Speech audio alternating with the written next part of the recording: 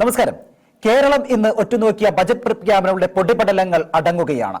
അക്കങ്ങളുടെ മാന്ത്രികതയിൽ ധനമന്ത്രി KN ബാലഗോപാൽ ഒരു ജനപ്രിയ ചിത്രം വരച്ചിടാൻ ശ്രമിക്കുമ്പോഴും സാധാരണക്കാരന്റെ അടുക്കളയിലെ തീ പുകയുമോ എന്നതാണ് ചോദ്യം. ശമ്പള പരിഷ്കരണവും അഷ്വേർഡ് പെൻഷനും പ്രഖ്യാപിച്ച് സർക്കാർ ജീവനക്കാരെ ചേർത്ത് പിടിക്കുമ്പോൾ പെട്രോൾ സെസ്സിലും ന്യായവില വർധനവിലും ശ്വാസം മുട്ടുന്ന സാധാരണക്കാരന് ഈ ബജറ്റ് ഒരു മധുരമുള്ള കയ്പാണോ? കടക്കടിയുടെ കയത്തിൽ നിന്ന് കേരളത്തെ കരകയറ്റാനാണോ, അതോ തിരഞ്ഞെടുപ്പ് ലക്ഷ്യമിട്ടുള്ള ഒരു പൊടിക്കൈ മാത്രമാണോ ഈ ബജറ്റ്? 12ാം ശമ്പള പരിഷ്കരണവും ലൈഫ് മിഷനിലെ ആയിരക്കണക്കിന് വീടുകളും പ്രതീക്ഷ നൽകുമ്പോൾ 4.5 ലക്ഷം കോടിയുടെ കടബാധ്യത എന്ന സത്യം നമുക്ക് മുന്നിലുണ്ട്. കടം വാങ്ങി ഓണമുണ്ണുന്ന ശീലത്തിന് ഈ ബജറ്റ് വിരാമമിടുമോ, അതോ വരും തലമുറയെ കൂടുതൽ കടക്കാരാക്കുന്ന വെറും പ്രഖ്യാപനം മാത്രമായി മാറുമോ ഇത്? ബിഗ് ഡിബേറ്റിലേക്ക് സ്വാഗതം. ചർച്ചയിൽ എന്നോടൊപ്പം ശ്രീ കേരളവർമ്മ കോളേജിലെ എക്കണോമിക്സ് ഡിപ്പാർട്ട്മെന്റ് അസിസ്റ്റന്റ് പ്രൊഫസറും റിസർച്ച് ഗൈഡുമായ ഡോക്ടർ പ്രദീപ് പി, കോഴിക്കോട് ദേവഗിരി കോളേജിലെ സാമ്പത്തിക ശാസ്ത്ര വിഭാഗം പ്രൊഫസറും സാമ്പത്തിക വിദഗ്ധനുമായ ഡോക്ടർ ഷിബി എം തോമസ്, കോൺഗ്രസിൽ നിന്നും വിനോദ് മേക്കോത്ത് എന്നിവരാണ്. 3 പേർക്കും ചർച്ചയിലേക്ക് സ്വാഗതം. ഡോക്ടർ ഷിബി എം തോമസ്, ഈ സൗജന്യ വിദ്യാഭ്യാസം ഒരു ഭാഗത്ത് പ്രതീക്ഷയാകുമ്പോൾ ഇന്ധന സെസ്സും വിലക്കയറ്റവും മറുവശത്ത് സാധാരണക്കാരന്റെ കുടുംബ ബജറ്റിനെ നട്ടെല്ല് ഒടിക്കുകയാണ്. നമുക്കറിയാം 4.5 ലക്ഷം കോടിയുടെ കടക്കണിയിലേക്ക് കേരളം കൂടുതൽ ആഴ്ന്നു പോകുമ്പോഴും ഈ പ്രഖ്യാപനങ്ങളെല്ലാം വെറും വാചക കസർത്തുകൾ മാത്രമായി മാറാനുള്ള സാധ്യതയാണോ, അതോ വെറും 3 മാസം കൊണ്ട് പ്രാബല്യത്തിൽ വരുത്താൻ കഴിയുന്നതാണോ? എന്താണ് ഇന്നത്തെ ബജറ്റിനെ കുറിച്ച് അങ്ങേക്ക് തോന്നുന്നത്? നമ്മള് ബഡ്ജറ്റിനെ പറ്റി പറയുമ്പോൾ അത് സാധാരണഗതിയിൽ ഒരു സാമ്പത്തിക സ്റ്റേറ്റ്മെന്റ് ആണ്. ഇപ്പൊ സാമ്പത്തിക വിദഗ്ധർ അതിനെ വിശകലനം ചെയ്യുന്നത് സാമ്പത്തിക സ്റ്റേറ്റ്മെന്റ് ആയിട്ടാണ്. പക്ഷെ ഇവിടെ ഇന്ന് ബഹുമാനപ്പെട്ട ധനകാര്യമന്ത്രി അവതരിപ്പിച്ചിട്ടുള്ള ബഡ്ജറ്റ് അത് പ്രധാനമായിട്ടും ഒരു പൊളിറ്റിക്കൽ സ്റ്റേറ്റ്മെന്റ് ആയിട്ടാണ് എനിക്ക് പറയാനുള്ളത്. കാരണം അത് നമ്മള് ഇലക്ഷന്റെ ഇയർ ആണ്. അപ്പൊ അതുകൊണ്ട് തന്നെ അതിനെ നമ്മൾ സാമ്പത്തികമായിട്ട് അനലൈസ് ചെയ്യാനുള്ള ഒരു ഡെപ്ത് അതിനുണ്ടെന്ന് തോന്നുന്നില്ല. കുറേയധികം റെക്കമെൻഡേഷൻസ് ധനമന്ത്രി പറഞ്ഞിട്ടുണ്ട്. പക്ഷെ നമുക്കറിയാം ഇനി ഇലക്ഷന് ഏതാണ്ട് ഏപ്രിൽ ആദ്യം ഇലക്ഷൻ വരും. അപ്പൊ ഏതാണ്ട് 2 മാസം തന്നെയുള്ളൂ ഇലക്ഷന്. അതിനു മുമ്പ് ഇവിടെ ഈ പ്രഖ്യാപിച്ചിട്ടുള്ള പദ്ധതികളൊക്കെ നടപ്പാക്കാൻ പറ്റുമോ എന്ന് അറിഞ്ഞുകൂടാ. എന്തായാലും അത് തീർച്ചയായിട്ടും നമുക്ക് ആ ഒരു രീതിയിൽ നമുക്ക് എടുക്കാനേ കഴിയുള്ളൂ. മാത്രമല്ല ഈ പറയുന്ന പ്രഖ്യാപനങ്ങളിൽ പല മേഖലകളെയും ബഡ്ജറ്റ് കൈകാര്യം ചെയ്യുന്നില്ല.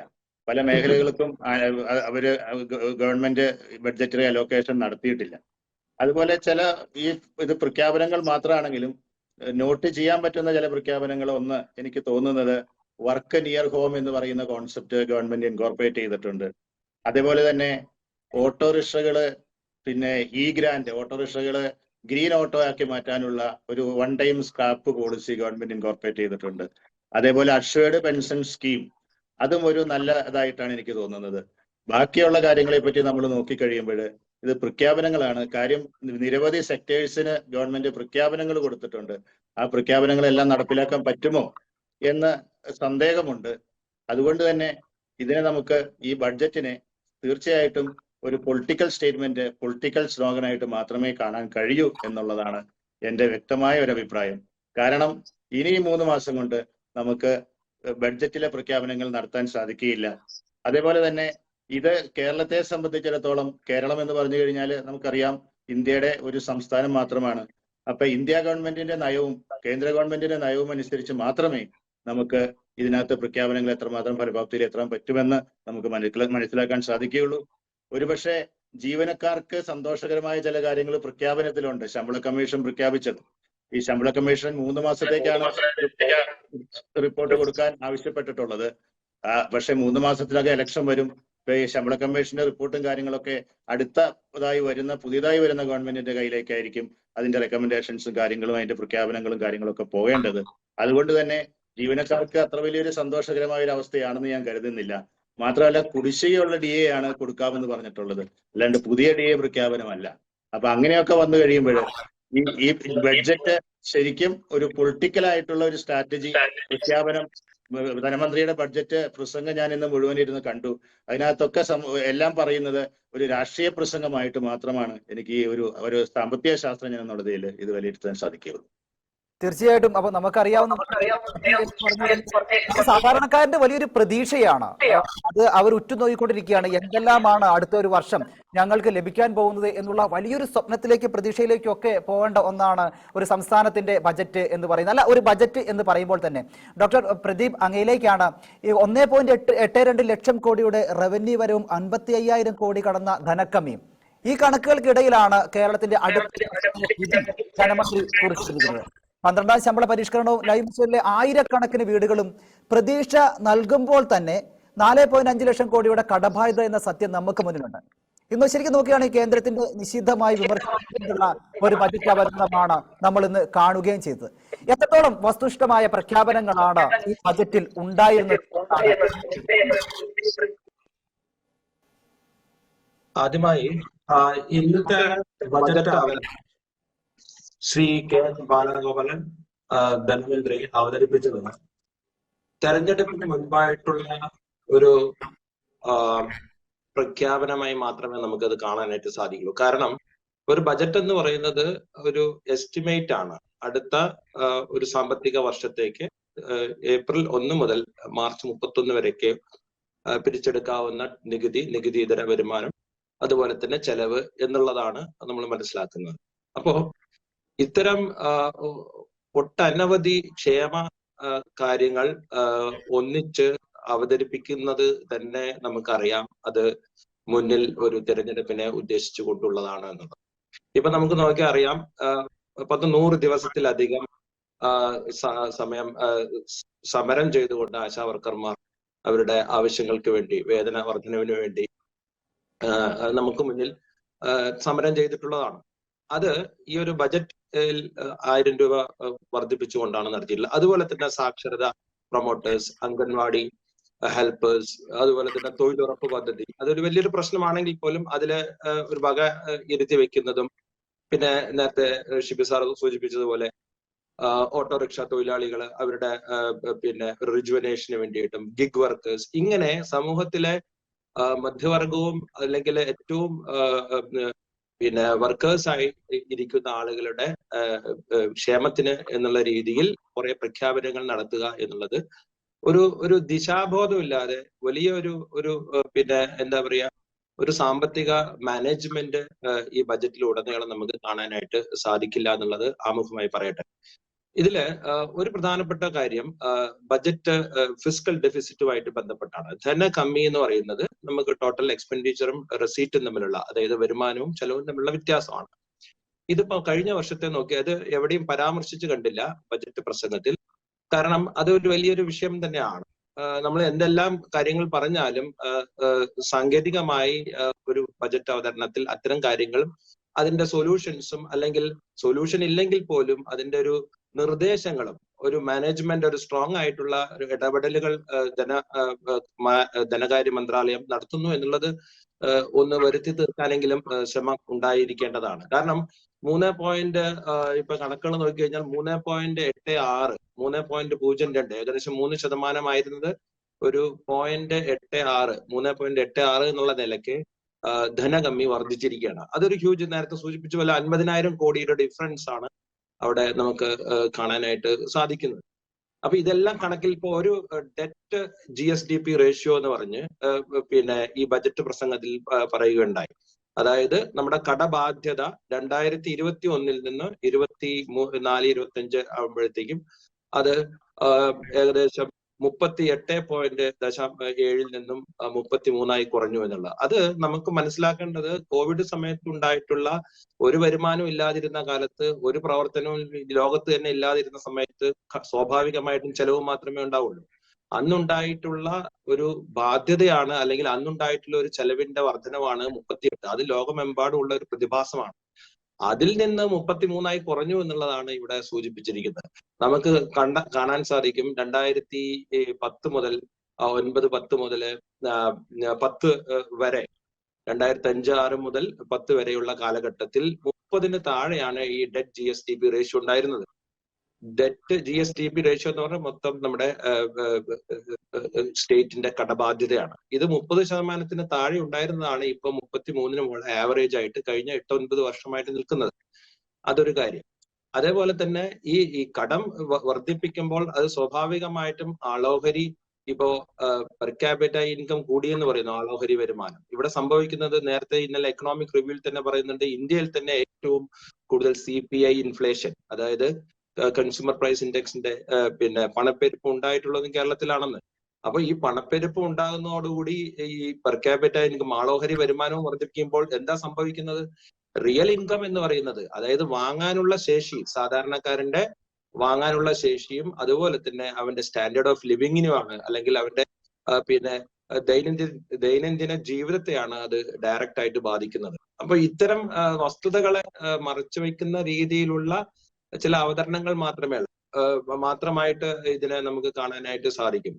മറ്റൊരു കാര്യം എന്താന്ന് വെച്ച് കഴിഞ്ഞാല്, ഇത്തരം വലിയ പ്രഖ്യാപനങ്ങൾ ഒന്നും ഇല്ലെങ്കിലും, ഇപ്പൊ ഒരു RRTS എന്ന് പറഞ്ഞാൽ നമുക്ക് റെയിൽവേ പദ്ധതിയുമായിട്ട് ബന്ധപ്പെട്ട വലിയൊരു പ്രഖ്യാപനം ഉണ്ടായി. അത് നമുക്ക് തന്നെ അറിയാം. ഇത്തരം പ്രഖ്യാപനങ്ങൾ കേന്ദ്ര ഗവൺമെന്റിന്റെയും കൂടി ഒരു സഹകരണം ഉണ്ടെങ്കിൽ മാത്രമേ മുന്നോട്ട് കൊണ്ടുപോകാനായിട്ട് സാധിക്കുള്ളൂ.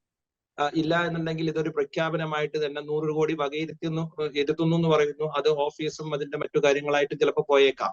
അത് ഉണ്ടാകട്ടെ, അല്ലെങ്കിൽ അത്തരം ഒരു പ്രൊജക്ടുകൾ വരട്ടെ എന്ന് നമുക്ക് പിന്നെ ആശിക്കാമെങ്കിലും അതിന് ഈ ഒരു ഇലക്ഷനുമായിട്ട് ബന്ധപ്പെടുത്തി മാത്രമേ നമുക്ക് കാണാൻ സാധിക്കൂ എന്ന് നമുക്ക് കാണേണ്ടതായിട്ട് വരും. കാരണം അത് കഴിഞ്ഞ ദിവസങ്ങളിൽ ഒന്നും ചിത്രത്തിലെ ഇല്ലാതിരുന്ന ഒരു പ്രൊജക്റ്റാണ് പെട്ടെന്ന് ഇതിനകത്തേക്ക് വരുന്നത്.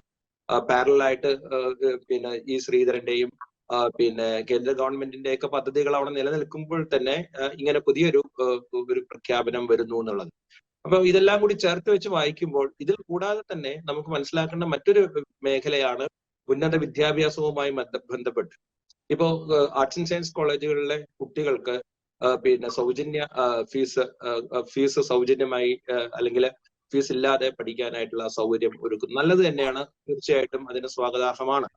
പക്ഷെ അവിടുത്തെ ഉന്നത വിദ്യാഭ്യാസവുമായിട്ട് ബന്ധപ്പെടുത്തിയ ഒരു പ്രധാനപ്പെട്ട വിഷയം എന്ന് പറയുന്നത് പിന്നെ ഇതിന്റെ ക്വാളിറ്റി ഓഫ് എഡ്യൂക്കേഷനും പിന്നെ ഔട്ട് മൈഗ്രേഷനുമാണ്. അതായത് ഇവിടുന്ന് കുട്ടികൾ അന്യ ജില്ലയിലേക്കും അന്യ സംസ്ഥാനത്തിലേക്കും വിദേശത്തേക്കും ഒരു അളവിൽ കൂടുതലായിട്ട് പോവുകയും നമ്മുടെ കോളേജുകളിലെ കുട്ടികളുടെ എണ്ണം ക്രമാതീതമായി കുറയുന്നു എന്നുള്ള വസ്തുതയാണ്. അതിന്റെ കാരണം എന്താണ്? അതിനെന്തെല്ലാം പ്രതിവിധികൾ നമുക്ക് ചെയ്തു തുടങ്ങാം എന്നുള്ള ഒരു ഡയറക്ഷനോ ഒരു പഠനമോ അല്ലെങ്കിൽ അത്തരം ഒരു രീതിയിലുള്ള ചിന്ത പിന്നെ ബജറ്റിലൂടെ എവിടെയെങ്കിലും ഒരു നിർദ്ദേശമായിട്ടോ വരേണ്ടതായിട്ടുണ്ട്. കേവലം ഒരു ഫീസ് കുറയ്ക്കുക എന്നുള്ളത് ഒരു ഇമ്മീഡിയറ്റ് ആയിട്ടുള്ള ഒരു റിലീഫ് ആണെങ്കിൽ പോലും നമ്മൾ വലിയ കാര്യങ്ങൾ, അതായത് പുതിയൊരു ഗവൺമെന്റിലേക്ക് നയിക്കണം എന്നുണ്ടെങ്കിൽ പോലും ഇത്തരം പ്രഖ്യാപനങ്ങൾ കൊണ്ട് നമുക്ക് ആവില്ല എന്നുള്ളതാണ്. അതായത് ഒരു ദിശാബോധം, കൃത്യമായ ഒരു ദിശാബോധം ഈ മൊത്തത്തിൽ ഈ ബജറ്റിൽ ഉണ്ടായിട്ടില്ല എന്നുള്ളത് നമുക്ക് തീർത്തും പറയാവുന്ന ഒരു കാര്യമാണ്. ഇനി മറ്റുള്ള കാര്യങ്ങളിലേക്ക് ഓക്കെ, തീർച്ചയായും അടുത്ത റൗണ്ടിലേക്ക് ഞാൻ വരാം. തീർച്ചയായിട്ടും അതായത് ദിശാബോധം നഷ്ടപ്പെട്ട ഒരു ബജറ്റ് ആണ് എന്നാണ് രണ്ട് പാനലിസ്റ്റുകളും നമ്മളോട് പറഞ്ഞിരിക്കുന്നത്. ശ്രീ വിനോദ് മേക്കോത്ത്, അതായത് നമ്മൾ ബജറ്റ് കണ്ടു, വളരെ സന്തോഷമാണ്, വലിയ വലിയ പ്രഖ്യാപനങ്ങളാണ് ബജറ്റിൽ നാം കണ്ടത്. ശേഷം പ്രതിപക്ഷ നേതാവ് പറയുകയാണ് ഇതൊട്ടും വിശ്വാസ്യത ഇല്ലാത്ത ഒരു ബജറ്റാണ് എന്ന്. അത് മാത്രമല്ല, അനാവശ്യമായ ബജറ്റിൽ രാഷ്ട്രീയം കുത്തിനിറച്ചു എന്നും ആരോപിക്കുകയുണ്ടായി. എന്ന് ഈ ബജറ്റ് നടപ്പിലാക്കാൻ പോകുന്നില്ല, വരുന്ന UDF സർക്കാരിന്റെ ബജറ്റാവും നടപ്പിലാക്കുക എന്നും ആത്മവിശ്വാസമാണ് ഇവിടെ പ്രതിപക്ഷ നേതാവ് മുന്നോട്ട് വെക്കുന്നത്. എന്തുകൊണ്ടാണ് പ്രതിപക്ഷ നേതാവ് ഒരുപക്ഷെ ഈ ബജറ്റിൽ വിശ്വാസയോഗ്യമില്ല എന്ന് പറഞ്ഞത്? മാത്രമല്ല, വരാൻ പോകുന്ന UDFന്റെ ബജറ്റ് ആയിരിക്കും ബജറ്റ് എന്ന് പറയാനുള്ള കാരണം? അത്രത്തോളം വരാൻ പോകുന്ന UDF ഭരണമാണ് എന്ന ആത്മവിശ്വാസം നിങ്ങൾക്കുണ്ടോ? അല്ല, അക്കാര്യത്തിൽ കേരളത്തിൽ രാഷ്ട്രീയത്തെ ഗൗരവമായിട്ട് കാണുന്ന ആർക്കും സംശയമുണ്ടാകുമെന്ന് തോന്നുന്നില്ല. വരാൻ പോകുന്ന ഗവൺമെന്റ് ഐക്യജനാധിപത്യ മുന്നണിയുടേതായിരിക്കും എന്നുള്ള കാര്യത്തിൽ യാതൊരു തർക്കവുമില്ല. ഇവിടെ ഇപ്പൊ പാനലിസ്റ്റുകൾ നമ്മളിപ്പം എല്ലാവരും ഒരേപോലെ ചിന്തിക്കുന്നവരാണോ, അല്ലെങ്കിൽ ഈ ബജറ്റ് എല്ലാവരെ കൊണ്ടും അങ്ങനെ ഒരേപോലെ ചിന്തിപ്പിക്കുന്നതാണോ എന്നൊന്നും പറയാൻ കഴിയില്ല. പൊതുവിൽ ഈ ബജറ്റിനോട് പോസിറ്റീവായിട്ടുള്ള ഒരു സമീപനം സ്വീകരിക്കാൻ ഈ പാനലിൽ ഇരിക്കുന്ന ആർക്കും കഴിഞ്ഞിട്ടില്ല. ഞാൻ സ്വാഭാവികമായും ഒരു രാഷ്ട്രീയ പാർട്ടിയെ പ്രതിനിധീകരിക്കുന്ന ആള് എന്നുള്ള നിലയിൽ, പ്രതിപക്ഷ രാഷ്ട്രീയ കക്ഷിയുമായി ബന്ധപ്പെട്ട ആളെന്നുള്ള നിലയിൽ അതിനെ ക്രിട്ടിക്കലി കാണാനാണ് ഞാനും ശ്രമിക്കുന്നത്. ഇവിടെ പറഞ്ഞ് അവസാനിപ്പിച്ച ഒരു പോയിന്റിൽ നിന്ന് ആരംഭിക്കുകയാണ്. ഒരു യാഥാർത്ഥ്യ ബോധവും ഇല്ലാത്ത ഒരു ബജറ്റാണ് എന്ന് പറയുന്നതിന് സഹായകമായ ഏറ്റവും പ്രധാനപ്പെട്ട പോയിന്റ്, ആർട്സ് ആൻഡ് സയൻസ് കോളേജിൽ പഠിക്കുന്ന കുട്ടികൾക്ക് ഫീ ഒഴിവാക്കി കൊടുത്തിരിക്കുന്നു. ആർട്സ് ആൻഡ് സയൻസ് കോളേജിന്റെ ക്യാമ്പസിൽ എന്താണ് യഥാർത്ഥത്തിൽ, അവിടുത്തെ ക്ലാസ് മുറികളിൽ എന്താണ്, അവിടുത്തെ അഡ്മിഷനുമായി ബന്ധപ്പെട്ട് എന്താണ് ഇന്ന് കേരളത്തിൽ സംഭവിക്കുന്നത്? പ്യുവർ സയൻസ് പഠിക്കാനോ പ്യുവർ ആർട്സ് വിഷയങ്ങൾ പഠിക്കാനോ കുട്ടികളെ കിട്ടാനില്ലാത്ത അവസ്ഥയാണ് ഇന്ന് കോളേജുകളിലുള്ളത് എന്നാണ് എൻ്റെ ഒരു അഭിപ്രായം. വിദ്യാർത്ഥികൾക്ക് കാലഹരണപ്പെട്ട ഒരു വിദ്യാഭ്യാസ സമ്പ്രദായത്തിലൂടെ കടന്നു പോകാൻ താല്പര്യമില്ല എന്നുള്ള നിലയാണ് കേരളം അഭിമുഖീകരിക്കുന്ന ഏറ്റവും പ്രധാനപ്പെട്ട വിദ്യാഭ്യാസ പ്രതിസന്ധി. അല്ലാതെ ആർട്സ് ആൻഡ് സയൻസ് കോളേജുകളിലെ അത്രയൊന്നും അധികമല്ലാത്ത ഒരു ഫീസ് കൊടുക്കാൻ കഴിയാത്തത് കൊണ്ട് കുട്ടികൾക്ക് കോളേജിൽ പോകാൻ കഴിയാത്തതല്ല. കോളേജ് കുട്ടികൾ അന്വേഷിച്ച് ചെല്ലാത്ത ഒരു ഇടമായി മാറിയിരിക്കുന്നു എന്നതാണ് വർത്തമാനകാല യാഥാർത്ഥ്യം. അപ്പൊ അതുകൊണ്ട് തന്നെ അവിടെ ഒരു ഫീ കൺസെഷൻ കൊടുത്തു എന്നതിന്റെ പേരിൽ ജനപ്രിയ പദ്ധതികൾ പ്രഖ്യാപിക്കുന്ന കൂട്ടത്തിൽ ഇങ്ങനെ ഓരോന്ന് പ്രഖ്യാപിച്ചു പോവുക എന്നല്ലാതെ അതിനെക്കുറിച്ചൊന്നും കേരളത്തെ സംബന്ധിച്ചിടത്തോളം പ്രതീക്ഷ അർപ്പിക്കാവുന്ന ഒരു കാര്യമാണ് എന്ന് ഞാൻ കരുതുന്നില്ല. പ്രധാനപ്പെട്ട ഒരു കാര്യം, ഒരു തെരഞ്ഞെടുപ്പ് വരുന്നതിന് മുമ്പായി അങ്ങനെയുണ്ടല്ലോ, ഈ ബജറ്റ് വരുന്ന സമയത്ത് എല്ലാവരും പ്രതീക്ഷിച്ചതാണ് ജനപ്രിയമായിട്ടുള്ള ഒട്ടേറെ പ്രഖ്യാപനങ്ങളൊക്കെ കാണും എന്നൊക്കെ നമ്മൾ പ്രതീക്ഷിച്ചിരുന്നതാണ്. പക്ഷേ അത് മാത്രമേ ഉള്ളൂ എന്ന് വരുന്നത്, നേരത്തെ പാനലിസ്റ്റ് സൂചിപ്പിച്ച പോലെ എനിക്ക് പേര് കൃത്യമായിട്ട് വായിക്കാൻ കഴിയുന്നില്ല, ഇതിനെ ഒരു ഫിനാൻഷ്യൽ സ്റ്റേറ്റ്മെന്റ് എന്നതിനപ്പുറം അതിനൊരു പൊളിറ്റിക്കൽ പ്രൊപ്പഗണ്ടയാക്കി മാറ്റിയിരിക്കുന്നു. സ്റ്റേറ്റ്മെന്റ് പോലുമല്ല ഞാൻ പറയുന്നത്, അല്ലെങ്കിൽ ഒരു പ്രകടന പത്രികയാക്കി, അടുത്തൊരു ഗവൺമെന്റിന്റെ പ്രകടന പത്രികയാക്കി ഇതിനെ മാറ്റിയിരിക്കുന്നു എന്നാണ് എനിക്ക് പറയാനുള്ളത്. ബഹുമാനപ്പെട്ട പ്രതിപക്ഷ നേതാവ് വളരെ കൃത്യമായിട്ട് പറഞ്ഞു, പൂച്ചപെറ്റ് കിടക്കുന്ന ഒരു ഖജനാവുമായി മുന്നോട്ട് പോകുന്ന ഒരു ഗവൺമെന്റ് ഇത്തരത്തിൽ ഫ്രീബീസ് പ്രഖ്യാപിച്ചുകൊണ്ട്, ആകർഷകമായ സൗജന്യങ്ങൾ പ്രഖ്യാപിച്ചുകൊണ്ട് മുന്നോട്ട് വരുമ്പോൾ ജനങ്ങൾ അത് വിശ്വാസത്തിലെടുക്കും എന്ന് കരുതേണ്ടതില്ല.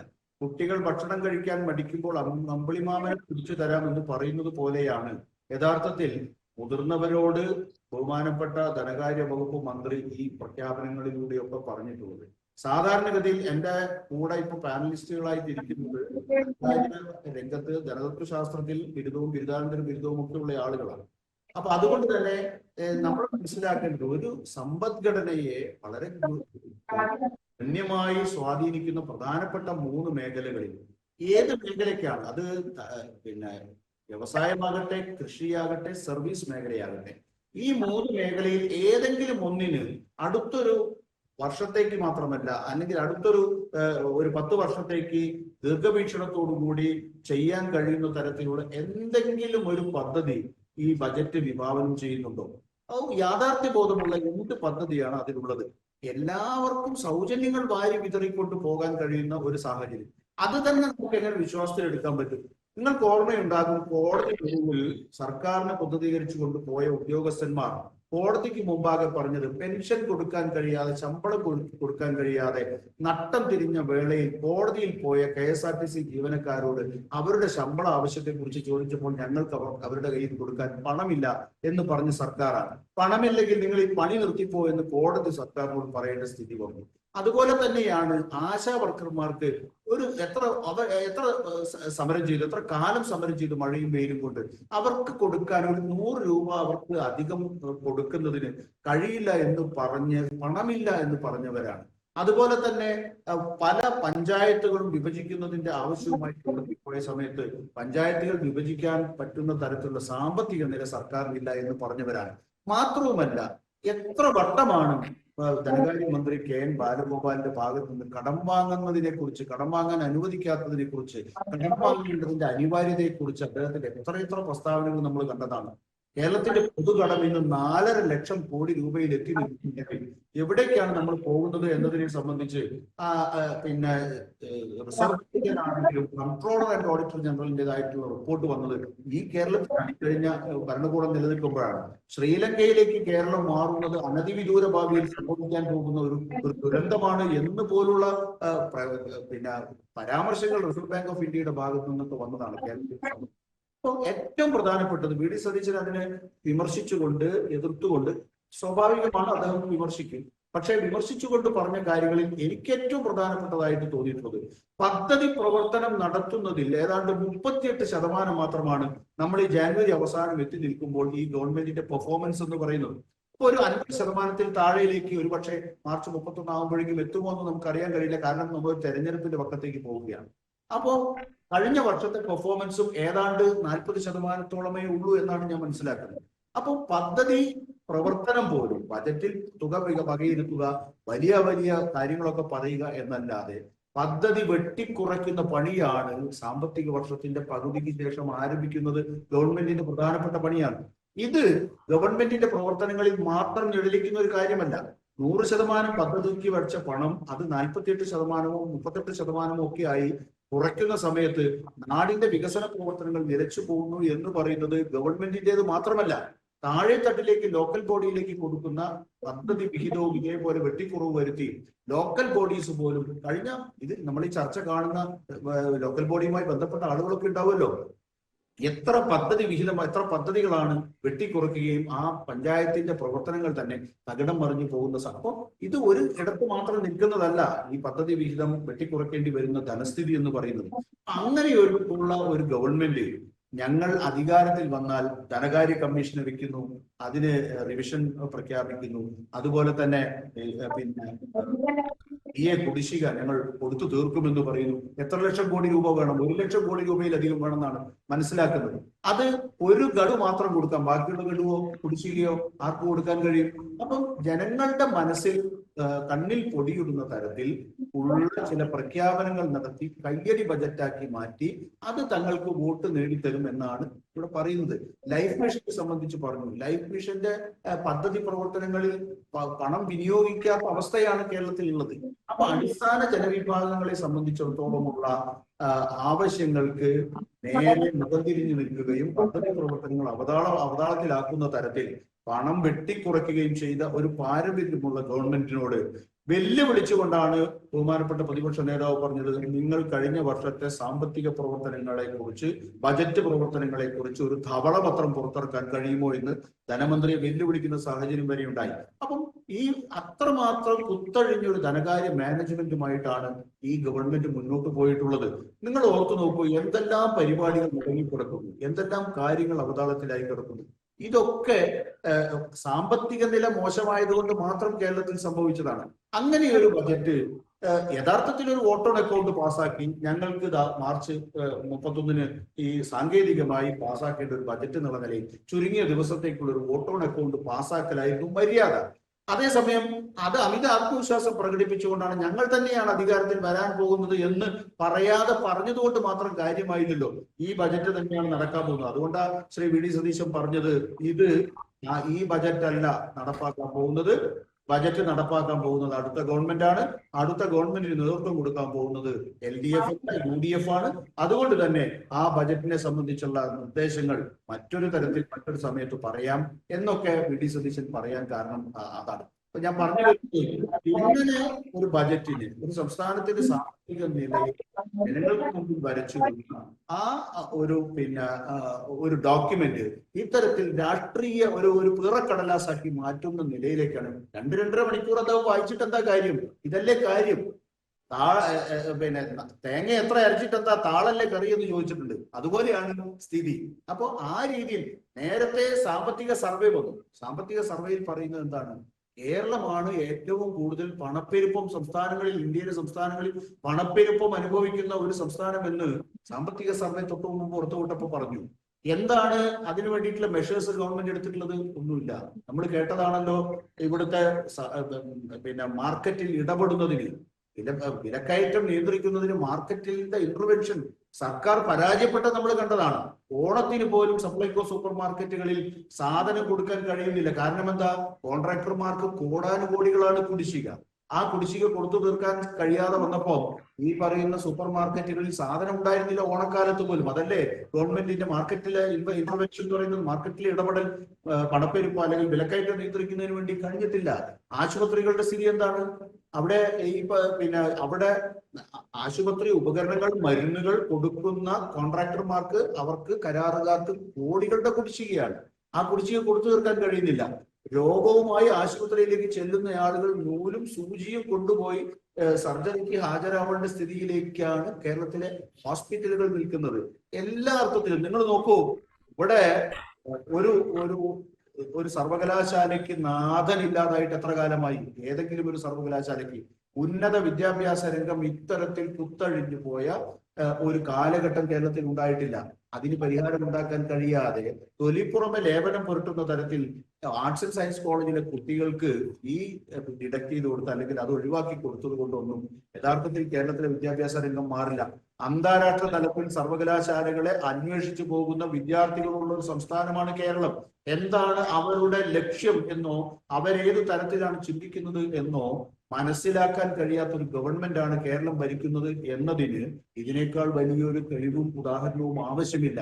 അപ്പൊ അത്തരത്തിൽ സംസ്ഥാനത്തെ സാമ്പത്തിക നില തകരാറിലാക്കിയ കുത്തഴിഞ്ഞ ധനകാര്യ മാനേജ്മെന്റിന് നേതൃത്വം കൊടുത്ത ഒരു ഗവൺമെന്റ് തെരഞ്ഞെടുപ്പ് മുന്നിൽ കണ്ടുകൊണ്ട് ജനങ്ങളുടെ കണ്ണിൽ പൊടിയിടുന്നതിന് വേണ്ടി കാണിക്കുന്ന ഒരു ചെപ്പടി വിദ്യ എന്നതിനപ്പുറം, അതായത് തെരഞ്ഞെടുപ്പ് മുന്നിൽ കണ്ടുകൊണ്ട് വോട്ട് നേടാൻ വേണ്ടിയുള്ള ഒരു ചെപ്പടി വിദ്യ അല്ലെങ്കിൽ കയ്യടി നേടാനുള്ള സർക്കാരിന്റെ ഒരു ശ്രമം മാത്രമാണ് ഈ ബജറ്റ് എന്നാണ് കോൺഗ്രസ് പ്രതിനിധിയുടെ ആരോപണം. ഞാൻ ഒന്ന് ഷിബു സാറിലേക്ക് ഒന്ന് വരികയാണ്. സർ, അതായത് നമുക്ക് സിമ്പിളായിട്ട് അറിയുന്ന ഒരു ഇക്വേഷൻ ഉണ്ട്. അതായത് വരവ് എത്രയാണോ ചെലവ് എത്രയാണോ അതിൽ ഉള്ളിൽ നിന്നുകൊണ്ട് ചെലവാക്കിയില്ലെങ്കിൽ അല്ലെങ്കിൽ അതിനുള്ളിൽ നിന്നുള്ള പ്ലാൻ ചെയ്തില്ലെങ്കിൽ വലിയൊരു കടബാധ്യതയിലേക്കായിരിക്കും നമ്മൾ പോവുക എന്നുള്ളത്. ഇപ്പോൾ അശ്വത് പെൻഷനെ കുറിച്ചൊക്കെ പറയുന്നുണ്ട്. അപ്പോൾ നമുക്ക് എത്ര വരുമാനമുണ്ട് എന്നുള്ളത് നമുക്ക് എല്ലാവർക്കും അറിയാവുന്നതാണ്, കേരള സർക്കാരിനും അറിയാവുന്നതാണ്. അതിൻ്റെ ഇടയിലാണ് ഇത്രയും ഭീകരമായ ഒരു സംഖ്യ എടുത്ത് നമ്മുടെ തലയിലേക്ക് വെച്ചിരിക്കുന്നത്. അപ്പോൾ ഭാവിയിലേക്ക് നോക്കുകയാണെങ്കിൽ കേരളത്തിനെ സംബന്ധിച്ച് ഇപ്പോൾ തന്നെ കടമാണ്, വലിയൊരു കടബാധ്യതയിലേക്ക് തന്നെയല്ലേ ഈ അശ്വത് പെൻഷൻ പോലെയുള്ള കാര്യങ്ങൾ കൊണ്ടെത്തിക്കുന്നത്? എങ്ങനെയാണ് അങ്ങ് അതിനെ വിലയിരുത്തുന്നത്? അല്ല, വരവ് ചെലവ് എന്ന് പറയുന്നത് ശരിക്കും പറഞ്ഞു കഴിഞ്ഞാൽ നമ്മുടെ സാമ്പത്തിക ശാസ്ത്രത്തിലെ ചില തിയറികൾ അനുസരിച്ച് ചെലവാണ് കൂടുതൽ വേണ്ടത്. കാരണം ചെലവ് കൂടുതലുണ്ടെങ്കിൽ അത് കൂടുതൽ ഉൽപാദനക്ഷമമാകും, സമ്പദ്ഘടന കൂടുതൽ ഉൽപാദനക്ഷമമാകും. അതനുസരിച്ച് പിന്നെ സമ്പദ്ഘടനയിൽ വളർച്ച ഉണ്ടാകുന്നതാണ് സാധാരണ തിയറി. ആ ഒരു തിയറിയാണ് ഇവിടെ ഈ കടമെടുപ്പിന്റെ ഒക്കെ അടിസ്ഥാന തത്വം അതാണ്. പക്ഷെ ഇവിടെ നമ്മുടെ കടമെടുപ്പ് എന്ന് പറഞ്ഞു കഴിഞ്ഞാൽ നമ്മൾ ഉദ്ദേശിക്കുന്നതിനേക്കാളും അധികം കടമെടുപ്പാണ്. അത് നമുക്ക് തിരിച്ചടയ്ക്കാൻ സാധിക്കുമോ? വരും തലമുറയുടെ തലയിൽ എത്രമാത്രം കടം ഉണ്ടാകുമെന്ന് നമ്മൾ ചിന്തിക്കേണ്ടതാണ്. ഇങ്ങനെയുള്ള കടമെടുപ്പിന്റെ ഭാഗമായിട്ടാണ് ഈ ഇൻഫ്ലേഷൻ അല്ലെങ്കിൽ പണപ്പെരുപ്പം പോലെയുള്ള കാര്യങ്ങൾ. ഇപ്പോ പിന്നെ നമ്മുടെ കോൺഗ്രസിന്റെ പ്രതിനിധി പറഞ്ഞ പോലെ തന്നെ കേരളത്തിലാണ് ഏറ്റവും കൂടുതൽ പണപ്പെരുപ്പം ഉള്ള ഒരു സംസ്ഥാനം. അപ്പോ പണപ്പെരുപ്പം ഇവിടെ കൺട്രോൾ ചെയ്യാനുള്ള യാതൊരു തരത്തിലുള്ള മെഷർമെന്റ്സും ഈ ബഡ്ജറ്റിൽ വന്നിട്ടില്ല എന്നുള്ളതാണ്. ആകെ നമ്മൾ DA പ്രഖ്യാപിച്ചത് പണപ്പെരുപ്പം കൺട്രോൾ ചെയ്യാനാണ്, അങ്ങനെയുള്ള കാര്യങ്ങൾ പർച്ചേസിംഗ് പവർ കൂട്ടാനാണ്. അതല്ലാണ്ടുള്ള ഒരു കാര്യവും ഇവിടെ ഈ ബഡ്ജറ്റിൽ കൊണ്ടുവന്നിട്ടില്ല. പിന്നെ ഉള്ളത് ഇൻഫ്രാസ്ട്രക്ചർ ഡെവലപ്മെന്റ്, ഇൻവെസ്റ്റ്മെന്റ് ആണ്. അപ്പൊ കേരളത്തിന്റെ ഇൻവെസ്റ്റ്മെന്റ് വികസനത്തിന് വേണ്ടിയിട്ടുള്ള കാര്യങ്ങൾ നമ്മൾ കേരളത്തിൻ്റെതായ രീതിയിലുള്ള ഇൻവെസ്റ്റ്മെന്റ് വികസനം, കാരണം നമുക്ക് കേരളത്തെ അറിയാം, വൻകിട പൊല്യൂഷൻ ഫ്രീ ആയിട്ടുള്ള സ്ഥാപനങ്ങളൊന്നും നമുക്ക് കൊണ്ടുവരാൻ പറ്റില്ല. അതിനു വേണ്ടിയിട്ടുള്ള അലോക്കേഷൻ ഒക്കെ വളരെ ചുരുക്കമാണ്. കുറെ സെക്ടേഴ്സിന് ചെറിയ ചെറിയ രീതിയിലുള്ള കുറച്ച് അലോക്കേഷൻസ്, കുറച്ച് വിതരണങ്ങൾ നടത്തി എന്നുള്ളതല്ലാണ്ട് ഈ പറയുന്ന ഇൻവെസ്റ്റ്മെന്റ് കൊണ്ടുവന്ന് അതിനെ ഉൽപാദനക്ഷമമാക്കിയിട്ട് അതിൽ നിന്നും നമ്മുടെ പിന്നെ വരുമാനം വർദ്ധിപ്പിക്കാനുള്ള രീതിയിലുള്ള കാര്യങ്ങളൊന്നും ഇവിടെ ഈ ബഡ്ജറ്റിൽ കാണിക്കുന്നില്ല. അതുകൊണ്ട് തന്നെയാണ് ഞാൻ ആദ്യമേ പറഞ്ഞത് ഇതൊരു പൊളിറ്റിക്കൽ സ്റ്റേറ്റ്മെന്റ് ആണെന്നുള്ള രീതിയിൽ പറഞ്ഞത്. അതുപോലെ അദ്ദേഹം പറഞ്ഞ പോലെ, കോൺഗ്രസിന്റെ പ്രതിനിധി പറഞ്ഞ പോലെ, ശരിക്കും പറഞ്ഞാൽ ഒരു വോട്ട് ഓൺ അക്കൗണ്ട് ആയിരുന്നു ഈ 3 മാസത്തേക്കുള്ള ഈ ബഡ്ജറ്റിന് പകരം, ഈ സമ്പൂർണ്ണ ബഡ്ജറ്റിന് പകരം ഇവിടെ വേണ്ടിയിരുന്നത്. അത് കൊണ്ടുവരാതെ ഇങ്ങനെ ഒരു നിലയിലേക്ക് കൊണ്ടുവന്നത് പിന്നെ നമ്മുടെ ഈ പറയുന്ന ഇനി ഫ്യൂച്ചറിലേക്ക് അത് വളരെയധികം കടം നമ്മുടെ വരും തലമുറയുടെ തലയിലേക്ക് എടുത്തു വെക്കുന്നതിന് തുല്യമാകും. അതിനുള്ള മാർഗങ്ങൾ കാണുന്നില്ല എന്നുള്ളതാണ്. കേന്ദ്ര ഗവൺമെന്റിൽ നിന്ന് സഹായം കിട്ടുന്നില്ല എന്ന കുറെ കാര്യങ്ങൾ പറഞ്ഞു. അതിനെപ്പറ്റി കൃത്യമായിട്ടുള്ള ഒരു വിലയിരുത്തൽ ഈ അവസരത്തിൽ എനിക്ക് പറയാൻ സാധിക്കില്ല. അതെങ്ങനെയൊക്കെ സഹായം വരുന്നു എന്നുള്ളതിനെ പറ്റി അത് പിന്നീട് നോക്കി മനസ്സിലാക്കേണ്ടതാണ്. പിന്നെ ഇത് കണക്ക് കൊണ്ടുള്ള കുറെ കസർത്തുകളാണ്. കണക്കിനകത്ത് പ്രത്യേകിച്ചൊന്നും താല്പര്യം, കാരണം കണക്ക് ഏത് രീതിയിലും വ്യാഖ്യാനിക്കാം. മിച്ച ബഡ്ജറ്റ് കമ്മി ബഡ്ജറ്റ് ആകാം, കമ്മി ബഡ്ജറ്റ് മിച്ച ബഡ്ജറ്റ് ആകാം, അങ്ങനെയുള്ള കാര്യങ്ങളൊക്കെ വ്യാഖ്യാനിക്കാം. പക്ഷേ സാധാരണഗതിയിൽ നമ്മൾ തിയറി അനുസരിച്ച് നമുക്ക് എക്സ്പെൻഡിച്ചറാണ് കൂടുതൽ വേണ്ടത്. പക്ഷെ അതനുസരിച്ചുള്ള ഗ്രോത്തിനുള്ള, ഇൻവെസ്റ്റ്മെന്റിനുള്ള, ഉൽപാദനക്ഷമമാക്കുന്ന കാര്യങ്ങൾ ഗവൺമെന്റ് നിർവഹിക്കണം. ഇപ്പൊ നമ്മള് ഒരു കാര്യം കൂടെ ഞാൻ പറഞ്ഞോട്ടെ. നമ്മൾ ഉന്നത വിദ്യാഭ്യാസ മേഖലയെ പറ്റിയിട്ട്, ഉന്നത വിദ്യാഭ്യാസ മേഖലയ്ക്ക് പിന്നെ നമ്മള് വിദ്യാർത്ഥികൾക്ക് സൗജന്യമാക്കും, ബിരുദ വരെയുള്ള വിദ്യാർത്ഥികൾ സൗജന്യമാക്കും എന്ന് പറയുമ്പോൾ അതിനകത്ത് വേറൊരു കാര്യം കൂടെ ഞാൻ ഇന്ന് അത് ഒന്ന് അന്വേഷിച്ചു കഴിഞ്ഞപ്പോൾ ഈ ഗ്രാന്റ് ഇപ്പൊ പല കുട്ടികൾക്കും കിട്ടുന്നുണ്ട്. അപ്പൊ ഈ വിദ്യാഭ്യാസം സൗജന്യമാക്കിയാൽ അവർക്ക് കിട്ടുന്ന ഈ ഗ്രാന്റ് കുറയും എന്നുള്ളതിനെ പറ്റിയിട്ട് ഒന്ന് ചിന്തിക്കേണ്ടതാണ്. പിന്നെ ഇവിടെ പലരും പറഞ്ഞ പോലെ തന്നെ ഉന്നത വിദ്യാഭ്യാസ മേഖലയെ റെപ്രസെന്റ് ചെയ്യുന്നത് കൊണ്ട് കൂടിയാണ് ഞാൻ പറയുന്നത്. ഉന്നത വിദ്യാഭ്യാസ മേഖലയില് ഇപ്പോ ഒരു കമ്മീഷൻ, ഉന്നത വിദ്യാഭ്യാസ രംഗത്തെ പ്രതിസന്ധികൾ പഠിക്കാൻ വേണ്ടിയിട്ട് ഇതുവരെ ഈ ഗവൺമെന്റ് വന്ന് 10 കൊല്ലമായല്ലോ ഗവൺമെന്റ് വന്നിട്ട്. ഈ ഗവൺമെന്റ് വന്നതിന് ശേഷം ഒരു പഠിക്കാൻ വേണ്ടിയിട്ടുള്ള ഒരു കമ്മീഷൻ രൂപീകരിക്കേണ്ടതായിരുന്നു. കാരണം പല വിഷയങ്ങൾ ഉന്നത വിദ്യാഭ്യാസ മേഖലയിലുണ്ട്. ഇപ്പൊ 4 year UG പ്രോഗ്രാം എന്ന് പറഞ്ഞിട്ട് ഒരു പ്രോഗ്രാം കൊണ്ടുവന്നു. ആ പ്രോഗ്രാം പിന്നെ വളരെ നല്ലതാണ്, അല്ലെങ്കിൽ നമ്മുടെ കുട്ടികളെ ഇവിടെ പിടിച്ചു നിർത്തുന്നൊക്കെ പറഞ്ഞിട്ടാണ് കൊണ്ടുവന്നത്. പക്ഷെ ആ പ്രോഗ്രാം പഴയ പ്രോഗ്രാം പോലെ മുന്നോട്ട് പോവുകയാണ്. അതുപോലെ ഇവിടെ അധ്യാപകരുടെ ഇടയിൽ പ്രശ്നങ്ങളുണ്ട്, വർക്ക് ലോഡിന്റെ പ്രശ്നങ്ങളുണ്ട്. എങ്ങനെ പുതിയ ഒരു രീതിയിലേക്ക് നമ്മുടെ ഉന്നത വിദ്യാഭ്യാസം നയിക്കാൻ സാധിക്കും, നമ്മുടെ കുട്ടികളെ ഇവിടെ പിടിച്ചു നിർത്താൻ എങ്ങനെ സാധിക്കും എന്നുള്ളതിനെ പറ്റി വ്യക്തമായ പദ്ധതികൾ ഒരു ബഡ്ജറ്റിലും ഈ ഗവൺമെന്റിന്റെ ഒരു കാര്യത്തിലും വിഭാവനം ചെയ്യുന്നില്ല എന്നുള്ളതാണ്. അപ്പൊ അതുകൊണ്ടൊക്കെ തന്നെ നമ്മുടെ പുതിയ തലമുറയ്ക്ക് വളരെയധികം ഭാരം വലിച്ചു വെക്കുന്ന, ഫ്യൂച്ചറിലേക്ക് നമ്മൾ ചിന്തിച്ചു കഴിയുമ്പോൾ അങ്ങനെയുള്ള പ്രശ്നങ്ങൾ വരുന്ന ഒരു ബഡ്ജറ്റാണ് എന്ന് എനിക്ക് പറയാനുണ്ട്. ഇനിയും കുറെ കാര്യങ്ങൾ പറയാനുണ്ട്. മറ്റു പാനലിസ്റ്റുകളുടെ അഭിപ്രായങ്ങൾ കേട്ടിട്ട് ഞാൻ അതിനെ പറ്റി കൂടുതൽ പറയും. തീർച്ചയായിട്ടും പ്രദീപ് സാർ, അങ്കിലേക്ക് ഞാൻ ഒരൊറ്റ കാര്യം ചോദിക്കുകയാണ്. അത് എത്രത്തോളം ഒരു സാമ്പത്തിക വിദഗ്ധൻ ആയി അതിനെപ്പറ്റി പറയാൻ കഴിയും എന്ന് എനിക്കറിയില്ല. പക്ഷേ നേരത്തെ ഇപ്പോൾ ഷിബി സാർ പറഞ്ഞ ഒരു കാര്യമുണ്ട്. നമ്മൾ കൂടുതൽ ചെലവഴിക്കുകയാണെങ്കിൽ അവിടെ പുതിയ വ്യവസായങ്ങൾ വരും, അതുപോലെ അവിടെ കൂടുതൽ പ്രോഫിറ്റുകൾ ഉണ്ടാകും എന്നൊക്കെ ഒരു തിയറിയാണ് എക്കണോമിക്സ് നടത്തുന്നത് എന്ന് പറഞ്ഞു. പക്ഷെ അങ്ങനെ നോക്കുമ്പോഴും ഈ ഉന്നത വിദ്യാഭ്യാസ മേഖലയിൽ മാറ്റങ്ങളൊക്കെ പ്രഖ്യാപിച്ചിട്ടുണ്ടെങ്കിലും താഴെത്തട്ടിലെ തൊഴിലില്ലായ്മ അത് പരിഹരിക്കാൻ വൻകിട വ്യവസായങ്ങൾക്ക് പറ്റിയ പദ്ധതികൾ ഒന്നും തന്നെ വന്നിട്ടില്ല എന്നുള്ളതും ഒരു ശ്രദ്ധേയമായ കാര്യമല്ലേ? ഇതില് എനിക്ക് പറയാനുള്ളത്, ഒന്നാമത് ഈ അധികമായി ചെലവഴിക്കുക എന്നുള്ളതിനെ കുറിച്ചിട്ടാണ്. അതായത് ഒരു പേഴ്സണൽ ഇൻകം മാനേജ്മെന്റ് ആണെങ്കിൽ, ഒരു വ്യക്തിയുടെ വരുമാനം ചെലവ് എന്ന് പറയുമ്പോൾ നമ്മൾ എപ്പോഴും സേവിങ്സിനാണ് പ്രയോറിറ്റി. ചെലവ് കുറയ്ക്കുകയും വരുമാനം കൂടുതലായിരിക്കാനാണ് ശ്രമിക്കുക. പക്ഷെ ഒരു രാജ്യത്തെ അല്ലെങ്കിൽ സംസ്ഥാനത്തെ അല്ലെങ്കിൽ ഒരു സർക്കാരിനെ സംബന്ധിച്ചിടത്തോളം അത് നേരത്തെ ഷിബി സാർ സൂചിപ്പിച്ചതുപോലെ ചെലവ് തന്നെയാണ് കൂടുതലായിട്ട് നിൽക്കേണ്ടത്. അത് പ്രത്യേകിച്ചും വികസ്വരമായിട്ടുള്ള ഒരു രാജ്യത്ത് അല്ലെങ്കിൽ ഒരു സംസ്ഥാനത്ത്, ഡെവലപ്പിംഗ് നടന്നുകൊണ്ടിരിക്കുന്ന ഒരു സൊസൈറ്റിയിൽ ചെലവ് തന്നെയാണ് കൂടുതലായിട്ട് നിൽക്കേണ്ടത്. പക്ഷേ ആ ചെലവ് എന്ന് പറയുന്നത് എക്കണോമിക് തിയറി, മാക്രോ എക്കണോമിക് തിയറിയൊക്കെ അനുസരിച്ച് ഇപ്പൊ കെയ്ൻസ് ഒക്കെ പറയുന്നത് 2.5 to 3% ആണ് ഡെഫിസിറ്റ് ഉണ്ടാവേണ്ടത്. അതായത് മൊത്തം നമ്മുടെ വരുമാനത്തിന്റെ 2.5%, 3% താഴെയാണ് ഈ ചെലവ് നിൽക്കേണ്ടത്. അതാണ് ഏറ്റവും നല്ലത്. എന്നുണ്ടെങ്കിൽ നേരത്തെ പറഞ്ഞതുപോലെ ഇന്ന് ഇന്ത്യയിൽ തന്നെ ഏറ്റവും കൂടുതൽ ഇൻഫ്ലേഷൻ അല്ലെങ്കിൽ എന്താ പറയാ പണപ്പെരുപ്പമുള്ള ഒരു സംസ്ഥാനമാണ് CPI പ്രകാരം, അതായത് കൺസ്യൂമർ പ്രൈസ് ഇൻഡെക്സ് പ്രകാരം. അപ്പോ അവിടെയാണ് നമുക്കിവിടെ വന്നു എന്ന് നമ്മൾ സൂചിപ്പിക്കാൻ ആഗ്രഹിക്കുന്നത്. 3.82 എന്ന് പറഞ്ഞ പലതവണ CAG-യിലും അതുപോലെ മറ്റു റിപ്പോർട്ടുകളിലും ഒക്കെ തന്നെ പരാമർശിക്കുന്ന ഒരു കാര്യമാണ് നമ്മുടെ കമ്പൈൻഡ് ഫിസ്ക്കൽ ഡെഫിസിറ്റ് വർദ്ധിക്കുന്നു എന്നുള്ളത്. അപ്പൊ ഇതുകൊണ്ടുണ്ടാവുന്ന ഒരു ദോഷം എന്താണെന്ന് വെച്ച് കഴിഞ്ഞാൽ, സാധാരണ ജനങ്ങളുടെയും അല്ലെങ്കിൽ ഏറ്റവും അടിത്തട്ടിലിരിക്കുന്ന ജനവിഭാഗത്തിന്റെയും ഒരു എന്താ പറയാ കപ്പാസിറ്റി ടു പർച്ചേസ്, അതായത് സാധനങ്ങളും അവരുടെ ആവശ്യങ്ങൾക്ക് വേണ്ടി ചെലവഴിക്കാനുള്ള അവരുടെ എബിലിറ്റി കുറയുന്നു എന്നുള്ളതാണ്. ഇവിടെ തന്നെ നോക്കൂ, അതിദാരിദ്ര്യ നിർമ്മാർജ്ജനം എന്ന് പറഞ്ഞ ഗവൺമെന്റ് ഇപ്പോൾ ഗ്യാപ്പ് ഫണ്ട് എന്നാ പറയുന്നത്. ഗ്യാപ്പ് ഫണ്ടായിട്ട് 2 കോടി രൂപയാണ് ചെലവഴിക്കുന്നത്. ഈ 2 കോടി രൂപ എന്ന് പറയുമ്പോൾ അതിദാരിദ്ര്യ നിർമ്മാർജ്ജനം കൊണ്ട് പ്രഖ്യാപനം കൊണ്ട് ആയില്ലല്ലോ. കാരണം ഒരാൾക്ക് ഭക്ഷണവും അവന്റെ അടിസ്ഥാനമായിട്ടുള്ള മറ്റുള്ള നറിഷബിൾ ഫുഡ് മാത്രമല്ലല്ലോ ആവശ്യം. ഈ കേരളത്തെ സംബന്ധിച്ചിടത്തോളം അതല്ല വലിയ പ്രശ്നം, അനുബന്ധമായിട്ടുള്ള അവന്റെ ജീവിത സാഹചര്യമാണ്. ഇപ്പൊ ആത്മഹത്യ ഏറ്റവും കൂടുതൽ ലോകത്ത് ഇന്ത്യയിൽ തന്നെ ഉള്ള ഒരു സംസ്ഥാനമാണ്. അപ്പൊ ആത്മഹത്യ വരുന്നത് എന്താണ്? പട്ടിണി കൊണ്ടല്ല ആത്മഹത്യ ഉണ്ടാകുന്നത്. ആത്മഹത്യ ഉണ്ടാകുന്നത് ഈ മറ്റു സാഹചര്യങ്ങൾ ഇല്ലാത്തത് കൊണ്ടും സാമ്പത്തിക കടക്കണിയൊക്കെ കൊണ്ട് തന്നെയാണ്. അപ്പൊ അതിനുള്ള ഒരു പോംവഴിയോ അല്ലെങ്കിൽ ഈ നേരത്തെ പറഞ്ഞ തൊഴിലില്ലായ്മ അല്ലെങ്കിൽ അങ്ങനെ ആളുകളെ അക്കമഡേറ്റ് ചെയ്യാനായിട്ട് അല്ലെങ്കിൽ അവരുടെ സാമ്പത്തികമായിട്ടുള്ള ശേഷി അമക്കസ് എന്നൊക്കെ സൂചിപ്പിക്കുന്നത് പോലെ കാപ്പബിലിറ്റീസ് ടു ഫങ്ഷൻ, അസറ്റ് ഉണ്ടാവും, നമുക്ക് സാമൂഹിക സാഹചര്യം ഉണ്ടാവും, പക്ഷെ അവർക്ക് അതിനെ യൂട്ടിലൈസ് ചെയ്തിട്ട് അവരുടെ എന്താ പറയുക കപ്പാസിറ്റി, സ്റ്റാൻഡേർഡ് ഓഫ് ലിവിങ് കൂട്ടാനായിട്ടുള്ള ഒരു സാഹചര്യം ഉണ്ടാക്കാനാണ് പ്രത്യേകിച്ചും സർക്കാർ ശ്രമിക്കേണ്ടത്.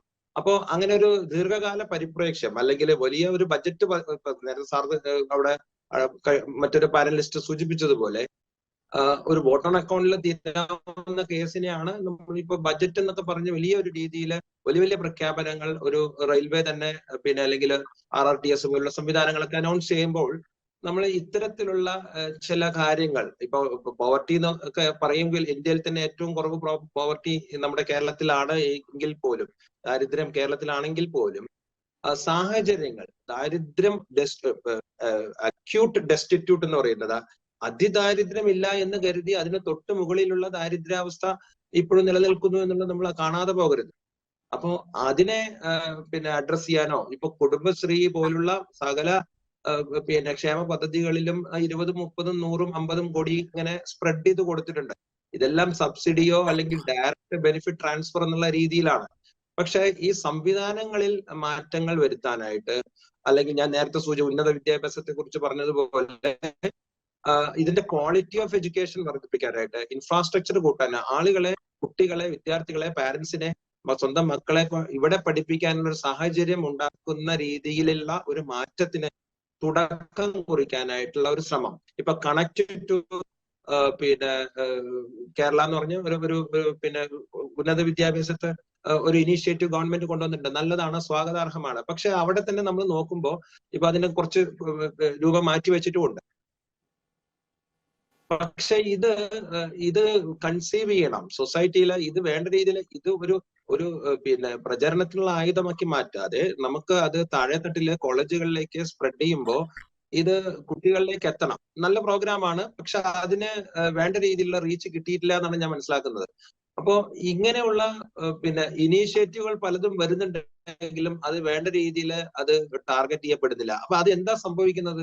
യഥാർത്ഥത്തിൽ ഇതിന്റെ ഒരു മെഷീനറി കൃത്യമായിട്ട് വർക്ക് ചെയ്യുന്നുണ്ടോ എന്നുള്ളതാണ്. മെഷീനറി എന്ന് പറഞ്ഞു കഴിഞ്ഞാൽ ഇത് ഈ സംവിധാനങ്ങൾ, പോളിസി ഒരിടത്ത് നിന്ന് എടുക്കുമ്പോൾ അത് താഴെത്തട്ടിലേക്ക് എത്തണമെങ്കിൽ അതിൻ്റെതായ സംവിധാനങ്ങൾ വേണം. അതിനൊരു ഇൻക്ലൂസിവിറ്റി വേണം. ഇൻക്ലൂസിവിറ്റി ഞാൻ ഉദ്ദേശിച്ചത് അത് സമൂഹത്തിലെ പിന്നെ കക്ഷി രാഷ്ട്രീയ ഭേദമന്യേ എല്ലാ വിഭാഗങ്ങളെയും ഉൾപ്പെടുത്തിക്കൊണ്ട് ഒരു ഇനീഷ്യേറ്റീവാണ് നമ്മൾ കൊണ്ടുവരേണ്ടത്. അപ്പൊ അങ്ങനെ വരുമ്പോൾ ഏറ്റവും ബെസ്റ്റ് ആയിട്ടുള്ള അല്ലെങ്കിൽ ഏറ്റവും കഴിവുറ്റ ആളുകളെ നമുക്ക് ഇതിലേക്ക് പ്രവേശിപ്പിക്കാനും എല്ലാ വിഭാഗക്കാരെയും നമുക്ക് ഉൾപ്പെടുത്തിക്കൊണ്ട് വികസനത്തിന്റെ മാർഗത്തിലേക്ക് പോകാനായിട്ടും സാധിക്കും. അപ്പോ നമ്മൾ കേവലം ഒരു പിന്നെ വളരെ സങ്കുചിതമായി ചിന്തിക്കാതെ ഒരു രാജ്യത്തിന്റെ അല്ലെങ്കിൽ ഒരു സംസ്ഥാനത്തിന്റെ വികസനമാണ് നമ്മൾ ലക്ഷ്യമിടുന്നതെങ്കിൽ കൃത്യമായ അതായത് നമുക്കറിയാം തെരഞ്ഞെടുപ്പ് വരുമ്പോൾ കുറെ പ്രഖ്യാപനങ്ങൾ ഉണ്ടാവും എന്നൊക്കെ നമുക്ക് അറിയാവുന്ന കാര്യമാണ്. പക്ഷേ എങ്കിലും അടിസ്ഥാനപരമായ പല വിഷയങ്ങളെയും അഡ്രസ് ചെയ്യാൻ മറന്നു പോകരുത് എന്നുള്ള. ഉദാഹരണത്തിന് കാർഷിക മേഖല കഴിഞ്ഞ തവണ ഇപ്പൊ പ്രൈമറി സെക്ടർ 2.36% വർദ്ധിച്ചു എന്ന് സൂചിപ്പിക്കുന്നുണ്ട്. അതിൽ എക്കണോമിക് റിവ്യൂല് പറയുന്നുണ്ട്. കഴിഞ്ഞ വർഷം 0.24 ആയിരുന്നുള്ളൂ, ഇപ്പൊ അത് 2.36 ആയി വർദ്ധിച്ചു എന്ന് പറയുന്നു. പക്ഷെ കാർഷിക മേഖലയ്ക്ക് വേണ്ട രീതിയിൽ ചില സബ്സിഡികൾ കൊടുത്തു എന്നല്ലാതെ പിന്നെ കേര കർഷകരെയോ അല്ലെങ്കിൽ നെൽകർഷകരെയോ അവരുടെ ജീവിത സാഹചര്യങ്ങൾ മാറ്റാൻ പാകത്തിലുള്ള ചില പോളിസികൾ ഒന്നും കണ്ടില്ല. ഇത് 1-2 മാത്രം ഞാൻ സൂചിപ്പിക്കുന്നുള്ളൂ. പക്ഷെ അത്തരത്തിലെ ഗ്രാസ് റൂട്ട് ലെവലില് വലിയ ചലനങ്ങൾ അല്ലെങ്കിൽ മാറ്റങ്ങൾ ഉണ്ടാക്കാൻ പറ്റുന്ന രീതിയിൽ ഇത് ഈ ബഡ്ജറ്റിൽ എന്നല്ല മുൻ വർഷങ്ങളിലെ ബഡ്ജറ്റിലും അങ്ങനെ നമുക്ക് കാണാനായിട്ട് സാധിച്ചില്ല. അപ്പൊ ഈ വകയിരുത്തുക എന്നുള്ള 20-30 കോടി ഇപ്പൊ നമ്മൾ പ്രയോറിറ്റി എന്ന് പറയില്ലേ, മുൻഗണന നമ്മൾ എന്തിനു കൊടുക്കുന്നു? ഇപ്പോ 1000 രൂപ വരുമാനമുള്ള ആളുകൾ 2 ആളുണ്ടെങ്കിൽ 2 ആളും ചെലവഴിക്കുന്നതിന്റെ മുൻഗണനകളിൽ വ്യത്യാസം ഉണ്ടാവും. അപ്പോൾ ഏതാണ് ഫ്രൂട്ട്ഫുൾ ആയിട്ടുള്ളത്, ഏതാണ് നമ്മുടെ സൊസൈറ്റിക്ക് ആവശ്യം, എങ്ങനെയാണ് പോകേണ്ടത് എന്നുള്ളത് നല്ലൊരു ടീം വർക്കായിട്ട് അല്ലെങ്കിൽ അതിനുള്ള ശേഷിയുള്ള ആളുകൾ നമ്മുടെ സംസ്ഥാനത്തിലുണ്ട്, അതിനുള്ള കാര്യപ്രാപ്തിയുള്ള ആളുകളുണ്ട്. അപ്പോ അങ്ങനെ ഒരു നല്ലൊരു പഠന വിധേയമാക്കി വിഷയങ്ങളെ കണ്ടുകൊണ്ട് ഇതിനെ അവതരിപ്പിക്കുകയും അത് ബജറ്റിൽ ഉൾപ്പെടുത്തുകയും ചെയ്യണം എന്നുള്ളതാണ് പ്രധാനമായിട്ടും നമുക്ക് ഇവിടെ ഒരു കുറവായിട്ട് ഞാൻ കാണുന്നത്. പ്രഖ്യാപനങ്ങളെല്ലാം നല്ലത് തന്നെ, എല്ലാവരുടെയും എല്ലാ ഹെഡിലേക്കും കുറച്ചാണെങ്കിൽ പോലും 2 കോടി എന്നുള്ള രീതിയിലാണെങ്കിൽ പോലും പിന്നെ വകയിരുത്തി വെച്ചിട്ടുണ്ട്. പക്ഷേ അത് എന്തിനെ എങ്ങനെ ആണ് എന്നുള്ളതിന്റെ അതാണ് ഞാൻ നേരത്തെ സൂചിപ്പിച്ചത്, ദിശാബോധം, ഡയറക്ഷൻ എന്നുള്ള രീതിയിൽ. അത് എപ്പോഴും ഒരു ബജറ്റ് എന്ന് പറയുന്നത് പേഴ്സണൽ ആയിട്ടുള്ള ഒരു ചെലവല്ലല്ലോ, ഒരു സമൂഹത്തിന്റെ തന്നെ പ്രതിനിധിയായിട്ടാണല്ലോ ധനമന്ത്രി അവിടെ അവതരിപ്പിക്കുന്നത്. അപ്പൊ അതിൻ്റെതായ ഗൗരവത്തോടു കൂടി തന്നെ കാണണം എന്നുള്ളതാണ്. അതിപ്പോ സ്വാഭാവികമായിട്ടും ഒരു പിന്നെ ബജറ്റ് തെരഞ്ഞെടുപ്പിന് മുൻപ് എന്ന് പറയുമ്പോൾ അതിൻ്റെതായ കാര്യങ്ങൾ നമുക്ക് മനസ്സിലാക്കാൻ സാധിക്കും. പക്ഷെ ഇതിന് ഒരു വിശാലമായ അർത്ഥത്തിൽ എടുത്തു നോക്കുമ്പോൾ അത്തരമൊരു പിന്നെ കാഴ്ചപ്പാടിന്റെ കുറവുണ്ട് എന്നുള്ളതാണ് ഞാൻ ഇവിടെ സൂചിപ്പിക്കാൻ ശ്രമിച്ചത്. ഓക്കെ, അതായത് എല്ലാ മേഖലകളിലേക്കും കുറച്ചാണെങ്കിലും സ്പ്രെഡ് ചെയ്തിട്ടുണ്ട്, എങ്കിലും ദൂരക്കാഴ്ചകൾ കുറവായിരുന്നു ഒരു ബജറ്റിൽ എന്ന വലിയൊരു പോയിന്റ് തന്നെയാണ് അങ്ങ് മുന്നോട്ട് വെച്ചത് എന്ന് പറയുന്നത്. ശ്രീ വിനോദ്, അങ്ങയിലേക്ക് വരികയാണെങ്കിൽ, അതായത് ഇപ്പോൾ ഈ പ്രദീപ് സാർ പറഞ്ഞ് നിർത്തിയോടുന്ന് ഞാനൊന്ന് ചോദിക്കുകയാണ്. അതായത് എല്ലാ മേഖലകളിലും, അത് ആശാവർക്കർമാരുടെ കാര്യമാണെങ്കിലും അംഗനവാടി ടീച്ചർമാരുടെ കാര്യമാണെങ്കിലും അതേപോലെ ഹെൽപ്പേഴ്സിന്റെ കാര്യങ്ങളാണെങ്കിലും എല്ലാ മേഖലകളിലും എന്തെങ്കിലുമൊക്കെ ചെയ്തു കൊടുത്തിട്ടുണ്ട്. അതായത് സാധാരണക്കാരന് ബജറ്റിൽ എന്തെങ്കിലുമൊക്കെ ഇടപെടലുകൾ ഉണ്ടായി എന്ന് പറയാം. ഇപ്പൊ നമുക്ക് പറയാൻ പറ്റും റബ്ബർ കർഷകരുടെ കാര്യത്തിൽ പ്രത്യേകിച്ചൊന്നും ഉണ്ടായില്ല എന്നൊരു കാര്യം എടുത്ത് പറയാം. അല്ലാതെ തന്നെ ഇപ്പോൾ വിദ്യാഭ്യാസ മേഖലകളിലാണെങ്കിലും ഒക്കെ എന്തെങ്കിലുമൊക്കെ കാര്യങ്ങൾ ചെയ്യാനായിട്ട് ഗവൺമെന്റിന് കഴിഞ്ഞിട്ടുണ്ട്, അതായത് പ്രഖ്യാപിക്കാൻ കഴിഞ്ഞിട്ടുണ്ട്. എന്നിട്ടും നിങ്ങളതിനൊരു സപ്പോർട്ട് പോലും ചെയ്യാതെ നിശിതമായി വിമർശിക്കുകയാണല്ലോ. അല്ല, സപ്പോർട്ട് ചെയ്യേണ്ടതിനെ സപ്പോർട്ട് ചെയ്യാം. പക്ഷെ ഇതിൽ എന്താണ് ഉള്ളത് നിങ്ങളൊന്ന് നോക്കൂ. 10 ലക്ഷം രൂപയിൽ കൂടുതൽ ട്രഷറിയിൽ നിന്ന് മാറാൻ കഴിയാതെ കഴിഞ്ഞ 6 മാസം തുടർന്ന ഒരു ഗവൺമെന്റ് ഇത്തരത്തിൽ മോഹനസുന്ദരമായ വാഗ്ദാനങ്ങൾ നൽകുന്നതിൽ എന്തർത്ഥമാണുള്ളത്? ഒരർത്ഥവും നമുക്ക് കാണാൻ കഴിയില്ല. അത് ഒരിക്കലും യാഥാർത്ഥ്യവുമായി പൊരുത്തപ്പെടുന്നതല്ല എന്ന് സാമാന്യ ജനങ്ങൾ പോലും, ഇതിന് വലിയ എക്കണോമിക്സ് പഠിക്കേണ്ടതില്ല, സാമാന്യ ജനങ്ങൾക്ക് പോലും മനസ്സിലാവും. കാരണം കടം വാങ്ങുന്നതിനെ കുറിച്ച് മാത്രം ചിന്തിക്കുകയും അതിനെക്കുറിച്ച് സംസാരിക്കുകയും ചെയ്യുന്ന ഒരു ധനമന്ത്രി അവതരിപ്പിച്ച ബജറ്റാണിത്. 10 ലക്ഷം രൂപ പിന്നെ മാറാൻ കഴിയാത്ത ഒരു ട്രഷറി സ്തംഭിച്ചില്ല എന്ന് മാത്രമേ ഉള്ളൂ. ചത്തതിനൊക്കുമേ ജീവിച്ചിരിക്കണം എന്നതായിരുന്നു സംസ്ഥാന ട്രഷറിയുടെ അവസ്ഥ. അവിടെ സാമ്പത്തിക ക്രയവിക്രയങ്ങൾ അല്ലെങ്കിൽ വരവ് പോക്കുകൾ നടന്നിട്ടില്ല. പദ്ധതി പ്രവർത്തനങ്ങൾ തകർച്ചയിൽ നിന്ന് തകർച്ചയിലേക്ക് പോവുകയാണ് ചെയ്തിട്ടുള്ളത്. അപ്പൊ കഴിഞ്ഞ പിന്നെ ഗവൺമെന്റ് നമുക്കറിയാം അധികാരത്തിലേക്ക് വരുന്ന സമയത്ത് 2500 രൂപ ക്ഷേമ പെൻഷൻ വർദ്ധിപ്പിക്കുമെന്ന് പറഞ്ഞു. വർദ്ധിപ്പിക്കാൻ കഴിഞ്ഞില്ല, 2000 എത്തിയിട്ടുള്ളൂ. അപ്പൊ നേരത്തെ താങ്കൾ സൂചിപ്പിച്ചു 150 രൂപ താങ്ങുവില പ്രഖ്യാപിച്ച റബ്ബർ ശ്രീ ഉമ്മൻചാണ്ടിയുടെ കാലത്തായി. അതിനുശേഷം പിണറായി വിജയന്റെ നേതൃത്വത്തിലെ ഗവൺമെന്റ് വന്ന് 200 രൂപയിലേക്ക് മാറ്റിയിട്ട് എത്ര കാലമായി? കേരളമാണ് ഏറ്റവും കൂടുതൽ പിന്നെ പണപ്പെരുപ്പം അല്ലെങ്കിൽ ജീവിത നിലവാരം വലിയ തോതിൽ ബുദ്ധിമുട്ട് നേരിടുന്ന സംസ്ഥാനം എന്ന് സർവേയിൽ പറയുമ്പോൾ അതിനനുസരിച്ച് കർഷകർക്ക് സഹായകമായ നിലയിലുള്ള കാര്യങ്ങൾ എന്തെങ്കിലും ചെയ്യാൻ കഴിയണ്ടേ? ഒന്നും ചെയ്യാൻ കഴിയുന്നില്ലല്ലോ. അപ്പൊ നെൽകർഷകരുടെ സ്ഥിതി എന്താ? അവർക്ക് ബാങ്കിൽ നിന്ന് ലോൺ എടുത്തതായിട്ടുള്ള റെസിപ്റ്റ് ആണ് അവർക്ക് കൊടുക്കുന്നത്. ഒടുവിൽ അവരുടെ പേരിൽ ആ ലോൺ അടയാളപ്പെടുത്തുകയും ആ ലോൺ കാരണം അവരുടെ സിബിൽ സ്കോർ തകരുകയും അവർക്ക് മറ്റൊരാവശ്യത്തിന് വേണ്ടി കുടുംബത്തിൽ എന്തെങ്കിലും ഒരു കാര്യത്തിന് വേണ്ടി ഒരു ലോൺ എടുക്കാൻ കഴിയാതെ ആത്മഹത്യ ചെയ്ത കുട്ടനാടാണ് കേരളത്തിലുള്ളത്. അപ്പൊ അത്തരത്തിലാണ് കാർഷിക രംഗത്തിന്റെ അവസ്ഥയുള്ളത്. അതിൽ മാറ്റം വരുത്താൻ കഴിഞ്ഞിട്ടില്ല. കഴിഞ്ഞ 10 വർഷത്തിനിടയിൽ, ഇതിന് മുമ്പ് അധികാരത്തിൽ വരുന്നതിന് മുമ്പ് പറഞ്ഞതാണ് സ്റ്റാറ്റ്യൂട്ടറി പെൻഷനിലേക്ക് കേരളത്തിലെ ജീവനക്കാരനെ തിരിച്ചുകൊണ്ടുവരുന്നത്. 9.25 വർഷം കഴിഞ്ഞു, 10 വർഷത്തിലേക്ക് ഇനി സമയമില്ല. അങ്ങനെ ഉണ്ടല്ലോ. ആ ഗ്രഹണകാലത്ത്, ആ ഗവൺമെന്റിന്റെ അവസാന കാലത്ത് നിൽക്കുകയാണ്. ആ കാലത്ത് നിൽക്കുന്ന സമയത്ത് സ്റ്റാറ്റ്യൂട്ടറി പെൻഷൻ നടപ്പാക്കുന്നതിനെ കുറിച്ചല്ല പറയുന്നത്. കോൺട്രിബ്യൂട്ടറി പെൻഷൻ ഒഴിവാക്കി എന്താ പറയാ, സുസ്ഥിരമായിട്ടുള്ള ഒരു അടിസ്ഥാന ശമ്പളവുമായി ബന്ധപ്പെട്ടുള്ള പെൻഷനിലേക്ക് വരും. എത്രയോ വർഷം മുമ്പ് തമിഴ്നാട്ടിലൊക്കെ നടപ്പാക്കിയതാണ്. എന്തുകൊണ്ടാണ് കേരളത്തിൽ അതിനെക്കുറിച്ച് ചിന്തിക്കാഞ്ഞത്? അപ്പൊ സർക്കാർ ജീവനക്കാരെ തൃപ്തിപ്പെടുത്താതെ ഈ ഗവൺമെന്റിന് മുന്നോട്ട് പോകാൻ കഴിയില്ല എന്നത്, ഈ അധികാരത്തിലേക്ക് കടന്നു വരാൻ ഒരു വഴിയും ഇല്ല എന്നത് മുന്നിൽ കണ്ടുകൊണ്ടാണ് ഇത്തരത്തിലുള്ള ചില പൊടിക്കൈകൾ ഈ ഗവൺമെന്റ് പ്രയോഗിച്ചിട്ടുള്ളത് ഈ ബജറ്റിലൂടെ. അപ്പോൾ സർക്കാർ ജീവനക്കാർ ഏതാനും ദിവസങ്ങൾക്ക് മുമ്പ് NGO യൂണിയന്റെ ഉൾപ്പെടെയുള്ള അധ്യാപക സംഘടനകൾ ഉൾപ്പെടെയുള്ള ആളുകൾ സെക്രട്ടേറിയറ്റിന് മുമ്പിൽ സമരം ചെയ്യുന്ന സാഹചര്യം ഉണ്ടായി. കഴിഞ്ഞ വർഷം നടത്തേണ്ട ശമ്പള കമ്മീഷൻ, ആ കമ്മീഷനെ ഈ ഒടുവിൽ വെക്കുമ്പോൾ കമ്മീഷൻ പഠനം കഴിഞ്ഞ് അതിനെ സംബന്ധിച്ച് അത് ഇംപ്ലിമെന്റ് ചെയ്യാൻ വരുന്ന ഘട്ടത്തിലേക്ക് ഈ ഗവൺമെന്റ് ഉണ്ടാകുമോ?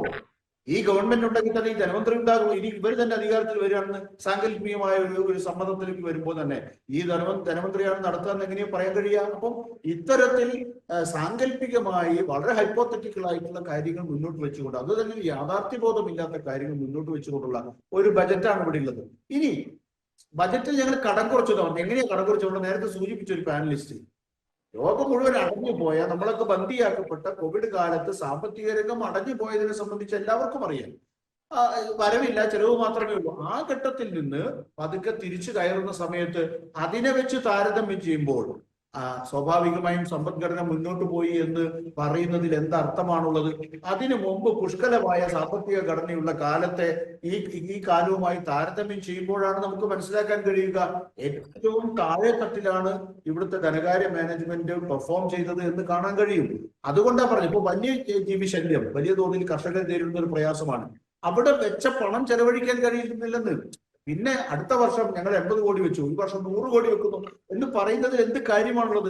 പദ്ധതിക്ക് പണം വകയിരുത്തുക എന്നുള്ളതിലപ്പുറം പദ്ധതി നടപ്പാക്കുക എന്നുള്ളതാണ് കാര്യക്ഷമമായ മാനേജ്മെന്റിന്റെ സൂചന. അങ്ങനെ നടപ്പാക്കുമ്പോൾ മാത്രമാണ് അതിന്റെ ഗുണം ജനങ്ങളിലേക്ക് എത്തുക. അത് ചെയ്യുന്നില്ല. അത് ലൈഫ് മിഷന്റെ കാര്യത്തിലും സ്ഥിതിയതാണ്. 20% മാത്രമാണ് അതിന്റെ പദ്ധതി വിഹിതം ചെലവഴിച്ചത്. 500 കോടി രൂപയാണ് കഴിഞ്ഞ വർഷം മാത്രം SC വിഭാഗങ്ങൾക്ക് വേണ്ടി നീക്കിവെച്ച പണം. 500 കോടി രൂപയാണ് വെട്ടിക്കുറച്ചത്. ഇങ്ങനെ പോയൊരു ഗവൺമെന്റ് ആണ് ഇത്തരത്തിലൊരു ബജറ്റ് മുന്നോട്ട് വെക്കുന്നത്. സാധാരണഗതിയിൽ നമ്മൾ കണ്ടിട്ടുണ്ട്, തെരഞ്ഞെടുപ്പിനോട് തൊട്ടു മുമ്പ് വരുന്ന ബജറ്റ് പ്രഖ്യാപനത്തിന് സമയത്ത് വിവേകമുള്ള ഭരണാധികാരികൾ അതിനെ സംബന്ധിച്ച് വോട്ട് ഓൺ അക്കൗണ്ട് എന്ന് പറയുന്ന സമ്പ്രദായം ചുരുങ്ങിയ ദിവസത്തേക്കുള്ള താൽക്കാലികമായിട്ടുള്ള ഒരു സംവിധാനം എന്നുള്ള നിലയിൽ ഒരു വോട്ട് ഓൺ അക്കൗണ്ട് പാസ്സാക്കുന്ന പതിവാണ്. ഇത് അതിബുദ്ധി കാണിക്കുകയാണ്. ഞങ്ങൾ തന്നെയാണ് അധികാരത്തിലേക്ക് വരാൻ പോകുന്നത് എന്നൊരു പ്രഖ്യാപനം ഇവിടെ നടത്തുക എന്നുള്ളതാണ്. നേരത്തെ നമുക്ക് നമ്മുടെ ദൗർഭാഗ്യമാണോ ഭാഗ്യമാണോ എന്നറിയില്ല, ഡോക്ടർ തോമസ് ഐസക് ആയിരുന്നു കേരളത്തിന്റെ ധനകാര്യമന്ത്രി. അദ്ദേഹം അന്ന് പറഞ്ഞത് നമുക്ക് ഓർമ്മയുണ്ട്, GST നിയമം വന്നപ്പോ പഴയ വാറ്റ് സമ്പ്രദായത്തിൽ നിന്ന് നമ്മൾ മാറുമ്പോൾ ഒരു ഉപഭോക്തൃ സംസ്ഥാനം എന്നുള്ള നിലയിൽ ഏറ്റവും കൂടുതൽ ഇതിന്റെ സാധ്യത ഉപയോഗപ്പെടുത്താൻ കഴിയുന്ന സംസ്ഥാനം കേരളമാണ് എന്ന് നമ്മളെയൊക്കെ പറഞ്ഞ് ഒപ്പിടുന്നതിനെ ന്യായീകരിച്ച ധനകാര്യമന്ത്രിയായിരുന്നു ഡോക്ടർ തോമസ് ഐസക്. എന്താണ് യഥാർത്ഥത്തിൽ 30% നമുക്ക് നികുതി ഇനത്തിൽ വർധനയുണ്ടാക്കേണ്ടതായിരുന്നു GST. കാരണം അത് ഏറ്റവും ടെയിൽ എൻഡിൽ വന്നാണ് നികുതി പിരിവ് നടത്തുന്നത്. GST സമ്പ്രദായത്തിന്റെ പ്രത്യേകത അതാണ്. കൺസ്യൂമർ എവിടെ നിന്നാണോ വാങ്ങുന്ന ഏറ്റവും ഒടുവിലത്തെ റീറ്റെയിൽ ഔട്ട്ലെറ്റിൽ നിന്നാണ് അതിന്റെ നികുതി പിരിവ് വരുന്നത്. അങ്ങനെ വരുമ്പോൾ 30% നികുതി വരുമാനം കേരളത്തിൽ ഉണ്ടാകേണ്ടിയിരുന്ന സ്ഥാനത്ത് 10% പോലും നികുതി പിരിച്ചെടുക്കാനോ ആ GST സമ്പ്രദായം നടപ്പാക്കിയതിന്റെ ഗുണം കേരളത്തിന് അനുഭവിക്കാനോ കഴിയാതെ പോയതിന്റെ കുഴപ്പം ഈ ഗവൺമെന്റിന്റെ ധനകാര്യ മാനേജ്മെന്റിന്റെ പരാജയമാണ്. എന്ത് സംഭവിക്കുന്നു? കിട്ടേണ്ട പണം ഇവിടെ, കാരണം ഉത്പാദക സംസ്ഥാനങ്ങൾ പോലും അത്തരത്തിൽ വലിയ നേട്ടമുണ്ടാക്കി GSTയുടെ ഭാഗമായി. പക്ഷേ കൺസ്യൂമർ സ്റ്റേറ്റ് ആയിട്ടുള്ള കേരളത്തിന് ഇത്തരത്തിൽ അതിന്റെ പുറത്ത് ഗുണമുണ്ടാക്കാൻ കഴിഞ്ഞിട്ടില്ല. മാത്രവുമല്ല, കടം വാങ്ങി കൂട്ടുകയാണ്. നിങ്ങൾ മനസ്സിലാക്കണം, കടം വാങ്ങുന്നതിന് വേണ്ടി മാത്രം ഒരു കമ്പനി ഉണ്ടാക്കിയ സംസ്ഥാനമാണ് കേരളം. റിസർവ് ബാങ്കിന്റെയും CAGയുടെയും ഒക്കെ ഇടപെടൽ സമയത്ത് ആ കാര്യങ്ങളിലൂടെ മുന്നോട്ട് പോയത്. അതിന്റെ ഭാഗമായിട്ടാണ് കിഫ്ബി ഉൾപ്പെടെയുള്ള കാര്യങ്ങൾ പോയതല്ലേ. ഈ പറയുന്ന ക്ഷേമ പെൻഷൻ, കിഫ്ബിയുടെ മറ്റൊരു കടം വാങ്ങൽ, ക്ഷേമ പെൻഷൻ നടപ്പാക്കിയത് 1600 രൂപയിലേക്ക് ഉയർത്തുന്നതിന് വേണ്ടിയിട്ട് പണം കണ്ടെത്തിയത് ഇവിടെ നിന്നാ. ഈ കടം വാങ്ങാൻ വേണ്ടി മാത്രം രൂപീകരിക്കപ്പെട്ട കമ്പനിയിൽ നിന്ന് ഏതാണ്ട് 25,000 കോടി രൂപയോ 30,000 കോടിയോ രൂപയോ മറ്റോ കടമെടുത്തുകൊണ്ടാണ് ഇത്തരത്തിൽ ഫ്രീ ബീസ് നടപ്പാക്കിയത്. അതെ, നടപ്പാക്കേണ്ടതല്ല.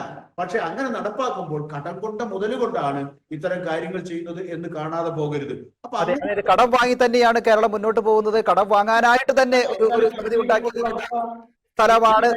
പിന്നെ കടം വാങ്ങാനുള്ള സാധ്യതകൾ ഉണ്ടാവുകയാണ് എന്നാണ് ശ്രീ വിനോദ് മേക്കോത്ത് ഇവിടെ പറഞ്ഞത്.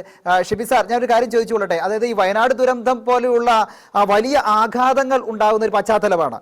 ഈ പശ്ചാത്തലത്തിൽ ഈ പരിസ്ഥിതി ലോല പ്രദേശങ്ങളുടെ സംരക്ഷണത്തിനോ പുനരധിവാസത്തിനോ വേണ്ടിയുള്ള ദീർഘകാല ഒരു സാമ്പത്തിക പദ്ധതികൾ, ലോങ് ടേം ഫിനാൻഷ്യൽ മോഡൽസ് ഒന്നും ബജറ്റിൽ അധികം കാണുന്നില്ല. വളരെ ദുർബലമാണ് അങ്ങനെയുള്ള കാര്യങ്ങൾ എന്ന് തോന്നുന്നുണ്ടോ? ഒരു ലോങ് ഫിനാൻഷ്യൽ മോഡൽസ് ഇല്ല എന്നുള്ളത്. തീർച്ചയായിട്ടും. അതായത് നമ്മുടെ പരിസ്ഥിതി ലോല പ്രദേശങ്ങളെ സംരക്ഷിക്കുന്നതിനുള്ള ഒരു പദ്ധതി ഒന്നും നമ്മുടെ ഈ ബഡ്ജറ്റിനകത്ത് പ്രഖ്യാപിച്ചിട്ടില്ല. ഇപ്പൊ നമ്മള് ഈ റാപ്പിഡ് ട്രാൻസിറ്റ് സിസ്റ്റത്തിന്റെ കാര്യം പറഞ്ഞു. ഒരു കാലത്ത് കേരയിൽ കഴിഞ്ഞ 5-10 കൊല്ലങ്ങളായിട്ട് കേരയിൽ നമ്മൾ കേട്ടുകൊണ്ടിരിക്കുന്നതാണ്. ഇപ്പോഴും സംസ്ഥാന സർക്കാർ പറയുന്നു കേരയിൽ വരും കേട്ടോ എന്ന ആ പ്രഖ്യാപനത്തിൽ ഒരു ധാർഷ്ട്യമുണ്ട്. എന്ന് പറഞ്ഞാൽ കേരയിൽ അന്ന് പലരും എതിർത്തത് കേരളത്തിന്റെ തെക്ക് വടക്കായിട്ട് അറബിക്കടലിലേക്ക് ചെരിഞ്ഞു കിടക്കുന്ന ഒരു പ്രദേശമാണ് കേരളം. ആ കേരളം പോലെയുള്ള പ്രദേശത്ത് കേരയിൽ പോലെയുള്ള ബൃഹത് പദ്ധതി വന്നു കഴിഞ്ഞാൽ അത് പരിസ്ഥിതിയെ വളരെയധികം ബാധിക്കുമെന്നുള്ളത് കൊണ്ടാണ് അതിനെ എതിർത്തത്. അപ്പൊ അങ്ങനെയൊക്കെയുള്ള പരിസ്ഥിതി ലോല പ്രദേശങ്ങളിൽ ഒരു വിഭാവനം ചെയ്യേണ്ട രീതിയിലുള്ള ഒരു പ്രത്യേകതയൊന്നും ഒരു കാര്യവും ഈ ബഡ്ജറ്റിൽ അലോട്ട് ചെയ്തിട്ടില്ല എന്നുള്ളതാണ് ഇതിനകത്ത് പറയാനുള്ളത്. അപ്പൊ അതേപോലെ തന്നെ വേറെ ഒരു കാര്യം എനിക്ക് പറയാനുള്ളത്, കാർഷിക മേഖലയെ പറ്റിയിട്ടും ഒരു പ്രത്യേക കാര്യം പറയാനുള്ളത്. കാർഷിക മേഖലയിൽ ഇപ്പോ സാധാരണ രീതിയിൽ നെൽകർഷകർക്ക് ഒരു തുക വകയിരുത്തിയിട്ടുണ്ട്. അതേപോലെ പരമ്പരാഗത രീതിയിലുള്ള ഒരു വകയിരുത്തൽ നടത്തിയിട്ടുണ്ട്. പക്ഷെ ഇപ്പൊ നമ്മുടെ കാർഷിക മേഖലയെക്കുറിച്ച് നോക്കിക്കഴിഞ്ഞാൽ റബ്ബർ തോട്ടങ്ങളൊക്കെ മാറിയിട്ട് അവിടെ റംബുട്ടാൻ പോലെയുള്ള കൃഷികൾ, അതുപോലെ മലയോര മേഖലയിൽ അങ്ങനെ കൃഷികൾ മാറിക്കൊണ്ടിരിക്കുകയാണ്. ഈ മാറിക്കൊണ്ടിരിക്കുന്ന ഈ കൃഷി മേഖലയ്ക്ക് ഏതെല്ലാം രീതിയിലുള്ള ഒരു സപ്പോർട്ട് ഗവൺമെന്റ് കൊടുക്കണം എന്നുള്ളതിനെ പറ്റിയിട്ട് ഒരു ഭാവനാപൂർണമായ പദ്ധതികളൊന്നും ഈ പറയുന്ന ബഡ്ജറ്റിൽ പ്രഖ്യാപിച്ചിട്ടില്ല എന്നുള്ളതാണ്. അപ്പൊ അതുകൊണ്ട് തന്നെ ഇപ്പോ വേറൊന്ന് നമുക്കിപ്പോ പറയുന്നത് നമ്മുടെ കട്ടപ്പന നിന്ന് കുമളിയിലേക്ക് തുരങ്കപാത വരുമെന്നുള്ളതാണ്. അതും നമുക്കറിയാം. അതൊക്കെ പരിസ്ഥിതി ഇടുക്കി പോലെയുള്ള പ്രദേശങ്ങളെ എത്രമാത്രം ബാധിക്കും, അവിടുത്തെ പരിസ്ഥിതി എത്രമാത്രം ബാധിക്കുമെന്ന് നമ്മൾ കണ്ടറിയേണ്ടിയിരിക്കുന്നു. ഇപ്പൊ തന്നെ നമുക്കറിയാം മഴയുടെ പ്രശ്നം, കാലാവസ്ഥാ വ്യതിയാനങ്ങൾ, മഴ കാലം തെറ്റി മഴകൾ വന്നുകൊണ്ടിരിക്കുകയാണ്. അപ്പൊ അതൊക്കെ കേരളത്തെ ഏത് രീതിയിൽ ബാധിക്കും, അതിനു വേണ്ടിയിട്ടുള്ള ഒരു കൃത്യമായ ഒരു പഠന പദ്ധതി ഈ ബഡ്ജറ്റിൽ വിഭാവനം ചെയ്യുന്നില്ല. അപ്പൊ അതുകൊണ്ട് തന്നെ നമുക്ക് അങ്ങനെയുള്ള ഭാവനാപൂർണമായ കാര്യങ്ങൾ ഈ വെറുതെ കുറച്ച് സെക്ടറുകളിലേക്ക് അലോട്ട് ചെയ്തിട്ടുണ്ട്. വെൽഫെയർ സ്കീമുകൾ കുറെ പ്രഖ്യാപിച്ചിട്ടുണ്ട്. ഓരോ സെക്ടറിലേക്കും കുറെ വകയിരുത്തൽ നടത്തിയിട്ടുണ്ട്. ആ വകയിരുത്തൽ നടത്തിയത് മാത്രമേ ഉള്ളൂ. അങ്ങനെയുള്ള കാര്യങ്ങളൊന്നും ഗവൺമെന്റിന്റെ ഈ പറയുന്ന ഈ പുതിയ ബഡ്ജറ്റിൽ ഇന്ന് പ്രഖ്യാപിച്ചിട്ടുള്ള ബഡ്ജറ്റിൽ ഇല്ല എന്നുള്ളതാണ് അത് പറയേണ്ടിയിരിക്കുന്നത്.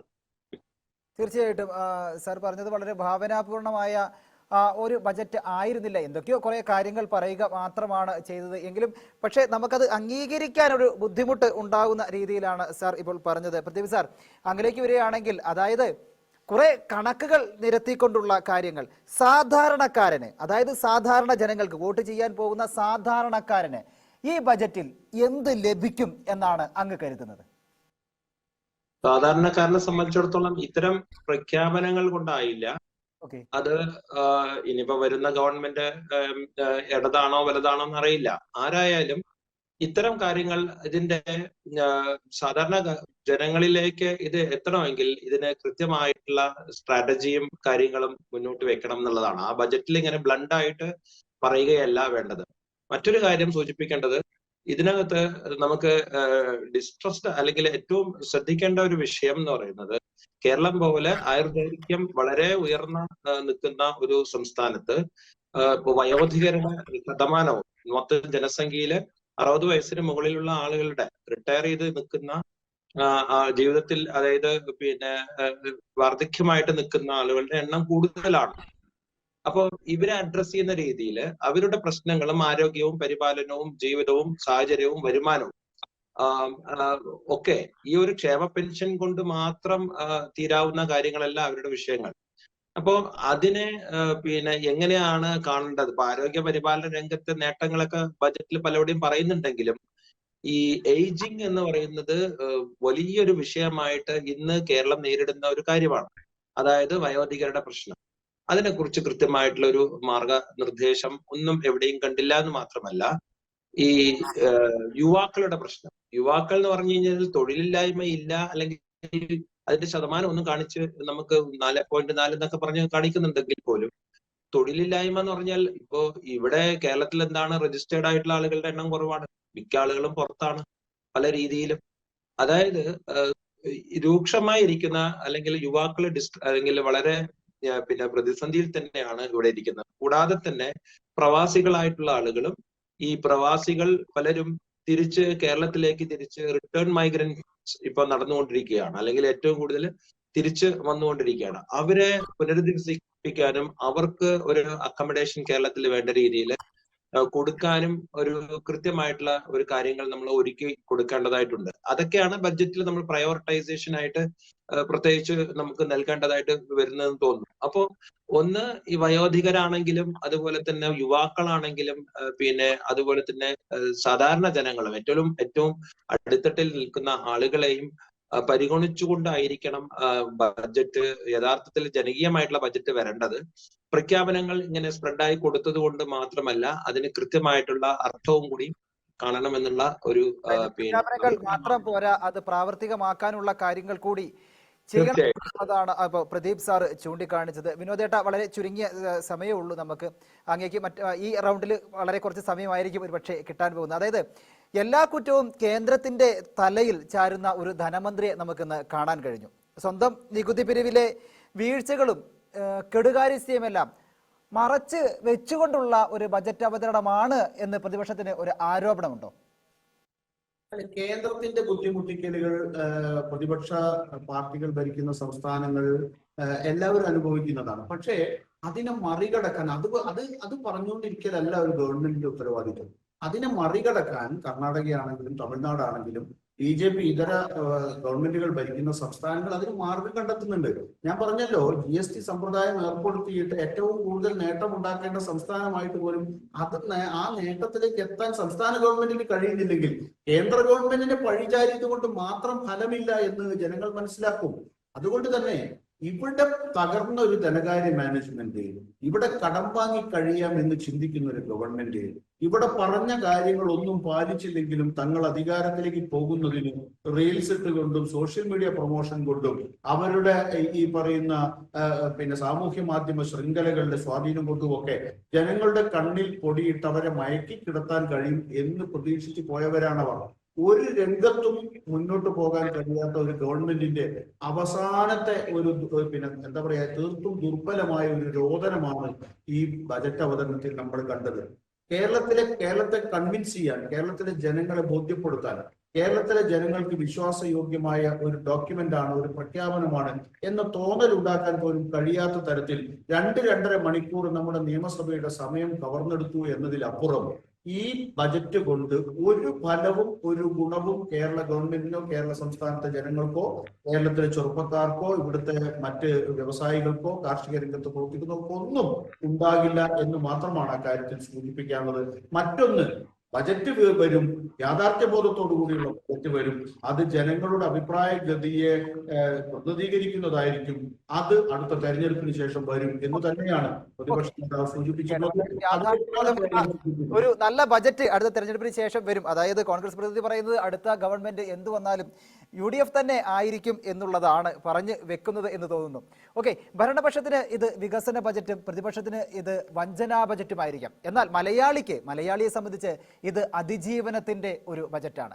ആർട്സ് കോളേജിലെ സൗജന്യ പഠനവും ലൈഫ് മിഷനിലെ വീടുകളും സാധാരണക്കാരന്റെ സ്വപ്നങ്ങൾക്ക് ചിറക് നൽകുന്നുണ്ടെന്ന് യാഥാർത്ഥ്യമാണ്. പക്ഷേ ആ ചിറകുകൾ വിലക്കയറ്റത്തിന്റെ തീയിൽ കരിഞ്ഞു പോകാതിരിക്കാനുള്ള ജാഗ്രതയാണ് ഇനി വേണ്ടത്. അക്കങ്ങൾക്കപ്പുറം മനുഷ്യന്റെ വയറിനും മനസ്സിനും ആശ്വാസം നൽകട്ടെ ഈ ബജറ്റ് നിർദ്ദേശങ്ങൾ. ബജറ്റ് എന്നത് വെറും വാർഷിക കണക്കെടുപ്പല്ല, അത് ഒരു ജനതയുടെ പ്രതീക്ഷകളോടുള്ള സർക്കാരിന്റെ സത്യവാങ്മൂലമാണ്. ആ സത്യവാങ്മൂലം എത്രത്തോളം സത്യസന്ധമാണെന്ന് കാലം തെളിയിക്കട്ടെ. ബിഗ് ഡിബേറ്റ് ഇവിടെ പൂർണ്ണമാകുന്നു. പങ്കെടുത്ത പാനലിസ്റ്റുകൾക്കും പ്രിയപ്പെട്ട പ്രേക്ഷകർക്കും നന്ദി.